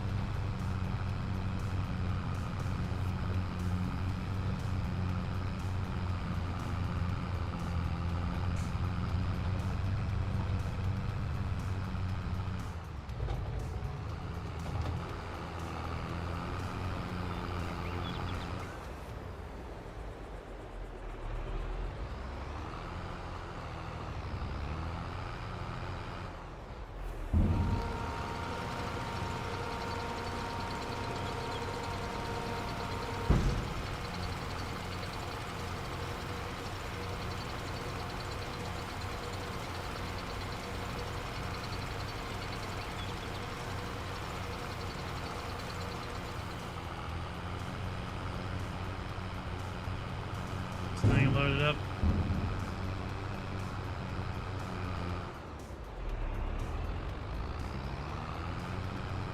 It is midnight, June 13th, CEST. So I believe CEST is 1 hour ahead of UTC. So I think they're UTC +1. I am UTC -5, I believe. So therefore, I'm 6 hours back. When in doubt, I use the website Time Zone Converter. Plug in the time zone that I'm wanting to convert from, as well as my own local time zone, and it will tell me all the fun stuff, including when is a good time to make a phone call or try to communicate with someone from that other time zone.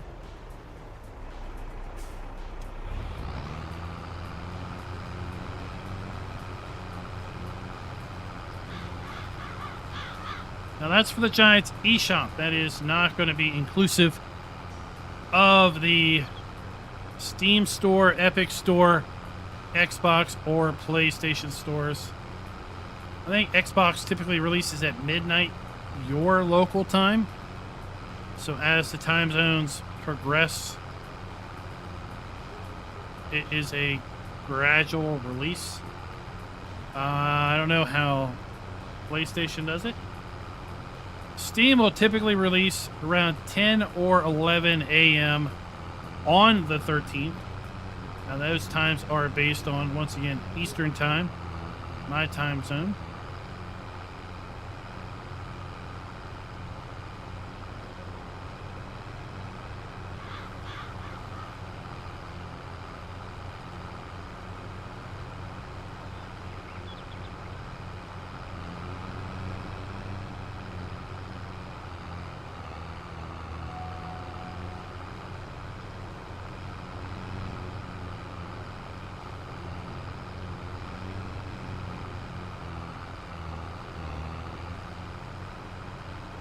Collected, just 3 more windrows after this.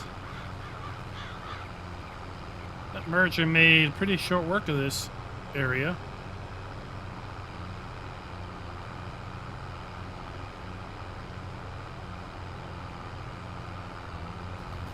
Managed to get it in nice long rows. Make it fairly easy to collect.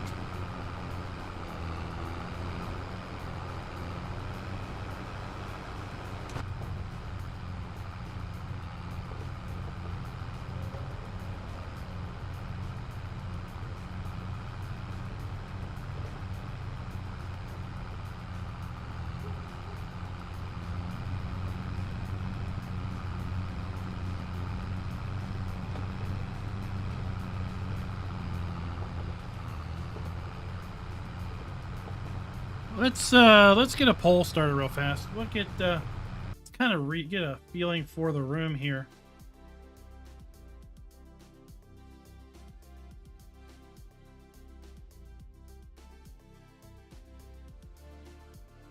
Start a poll and ask.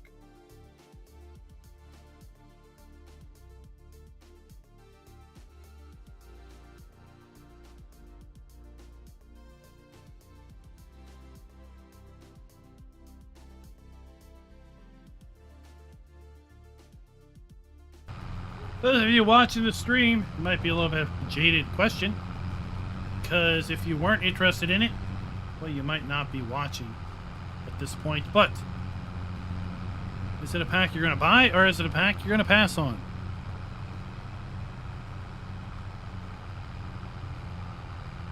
To be honest, that's the focus of the channel, right? If you're not interested in it, that's fine. That's fine.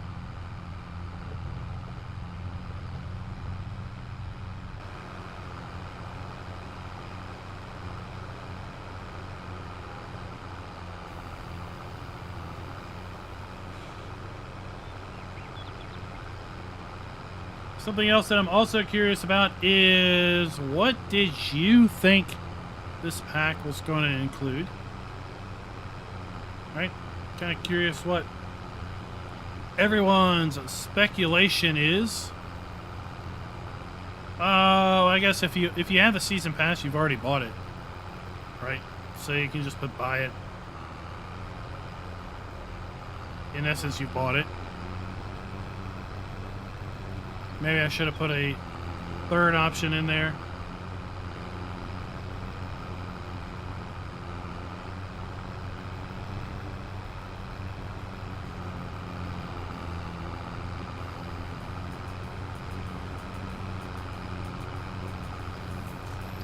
Well, I should not have tried to approach this little piddly windrow from this angle. That's apparent enough.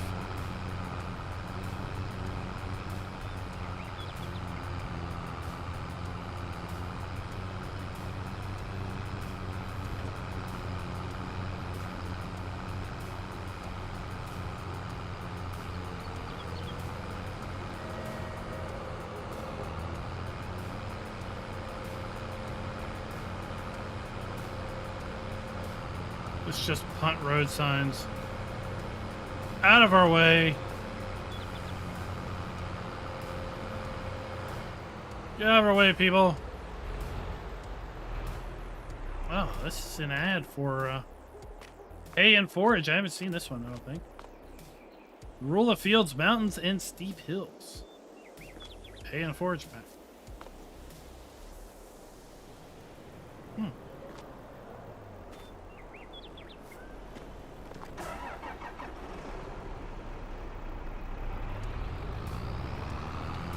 If you already have it, I just put buy it. Because in essence, you've already bought it. Oh, there we have another one.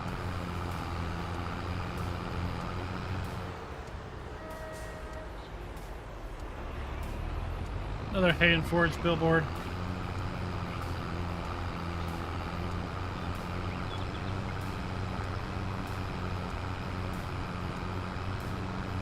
I only punt cars when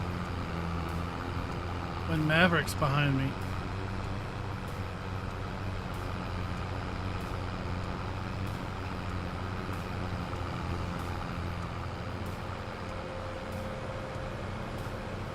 At least that's the goal.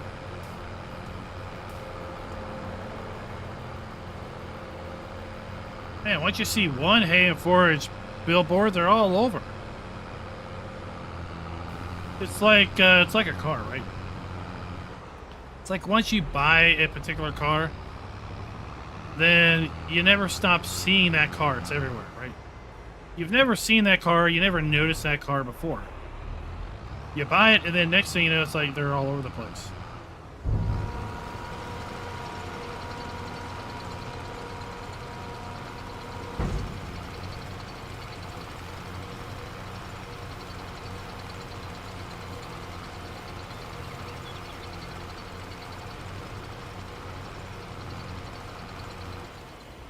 It's like that when my wife and I bought our the Dodge Journey that she drives.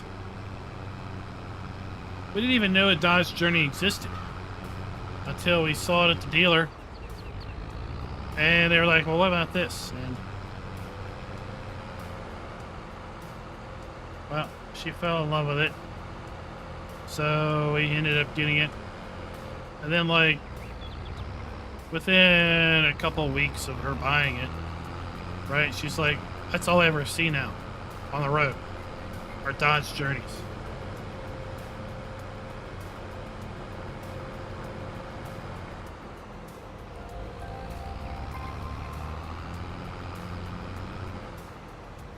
Mason, thank you for the sub.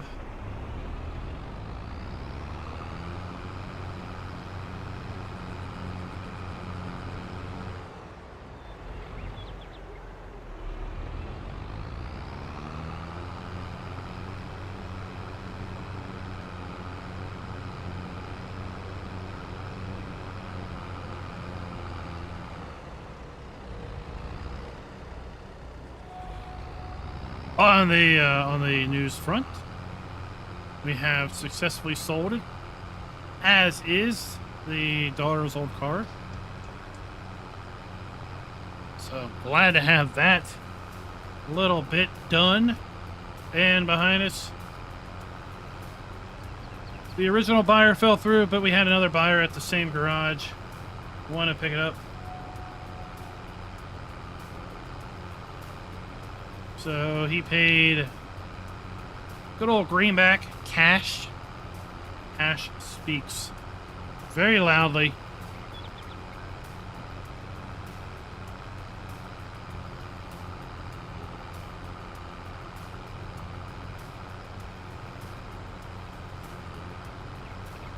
So yeah, and then after, like I said, after we bought the Dodge Journey, that's all the wife saw was journeys all over the place.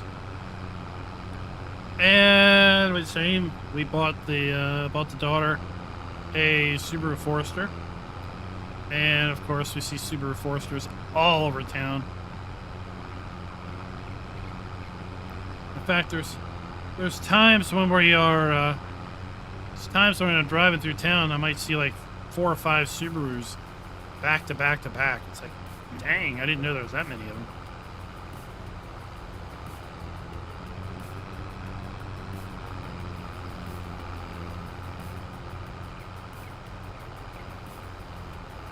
Yep, the Forester is new to her car. It's a 2018, I think.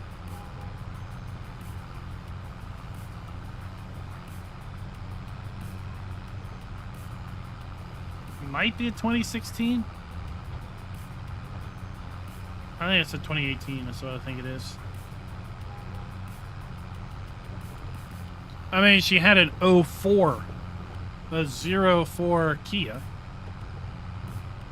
right? 19-year-old car as her first car.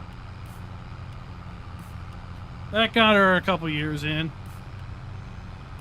And then it started to have more and more expensive things done to it.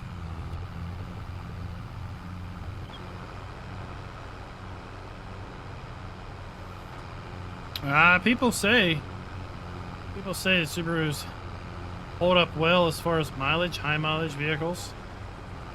They're known for having high mileage.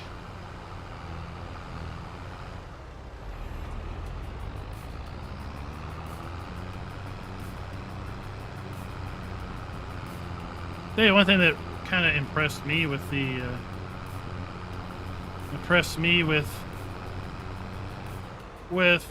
engine of that car is the engineers.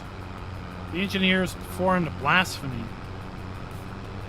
They put the oil filter like in a very convenient place. It's absolute engineering blasphemy. Why on earth would you put it somewhere where you can actually get to without crawling under the car? In fact, all you have to do is pop the hood and extend your arm and rotate the oil filter off. and then rotate the new one on. And then right beside it is the oil fill. It's like, what?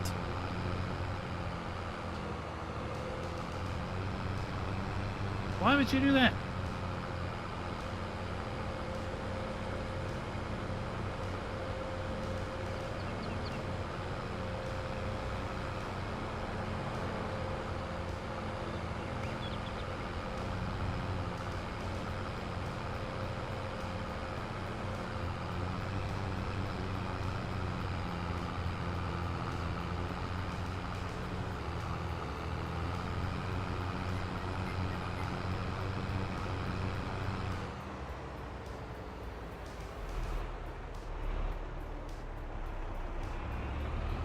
I don't know where the headlight change area is.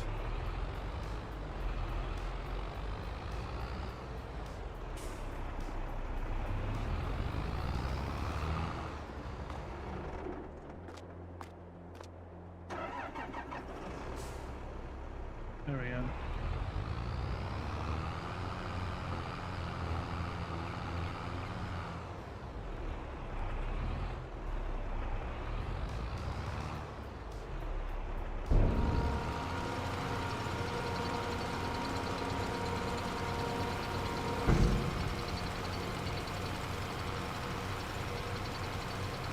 I mean, that seems like a pretty good deal.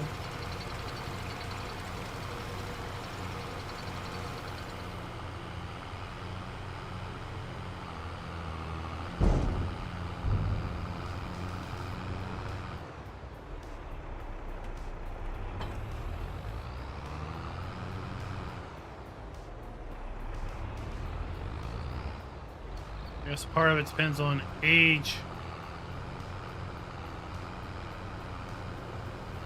of the car.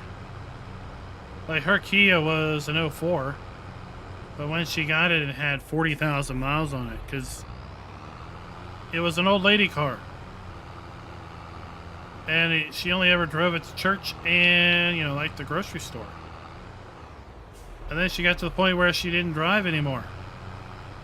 So the worst thing to the car is that it sat for many, many, many years. Right? You don't want cars to just sit. As long as they're lightly used, they'll hold up better than just sitting.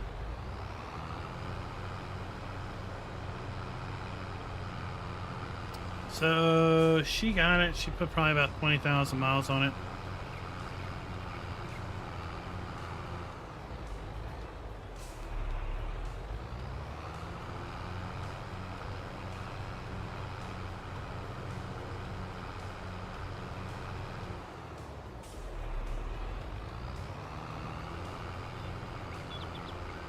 Well, 13 years old and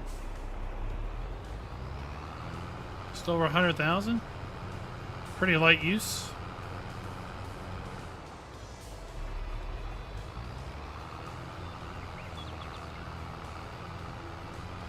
I mean, I've got a 14. It's got 130,000 on it. So it's 9 years old, going on 10. We've got a 2013 that's got 160,000 on it.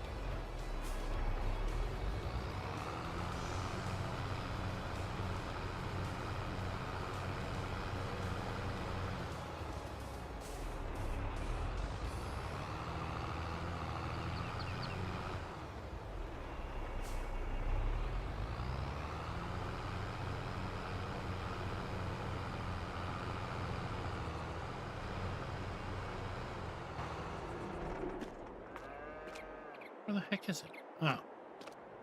Keep walking in circles.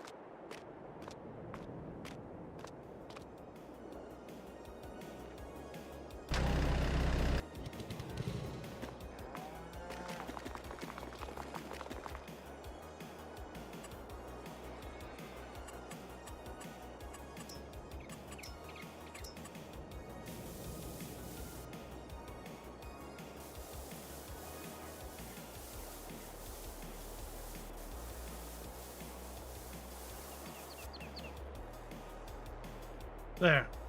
Usually I would just clean this up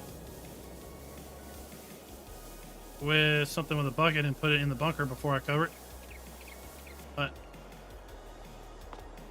I don't really feel like doing that. So we're just going to go the quick way around it.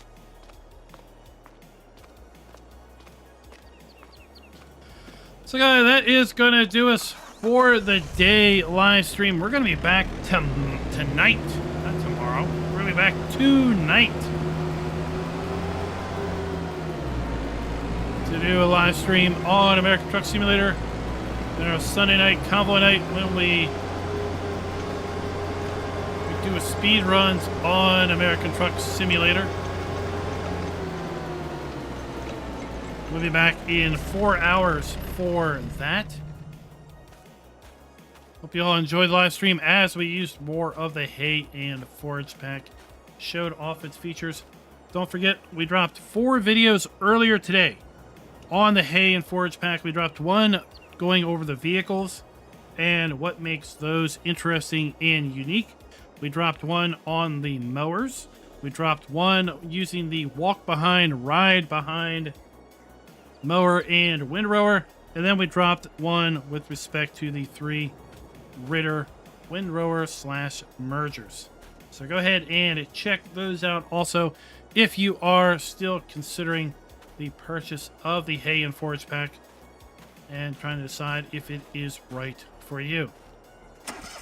Tomorrow night we will be live streaming our launch party as we typically do when DLC release. It will be on a multiplayer server and will be open to anyone in the Discord that has the DLC. We'll be here on this specific save using the DLC to mow the grass, windrow, Ted, collect, and who knows what else we might get into. If Tukey or Schultz are involved, I'm sure there's going to be some mayhem also that's going to ensue there.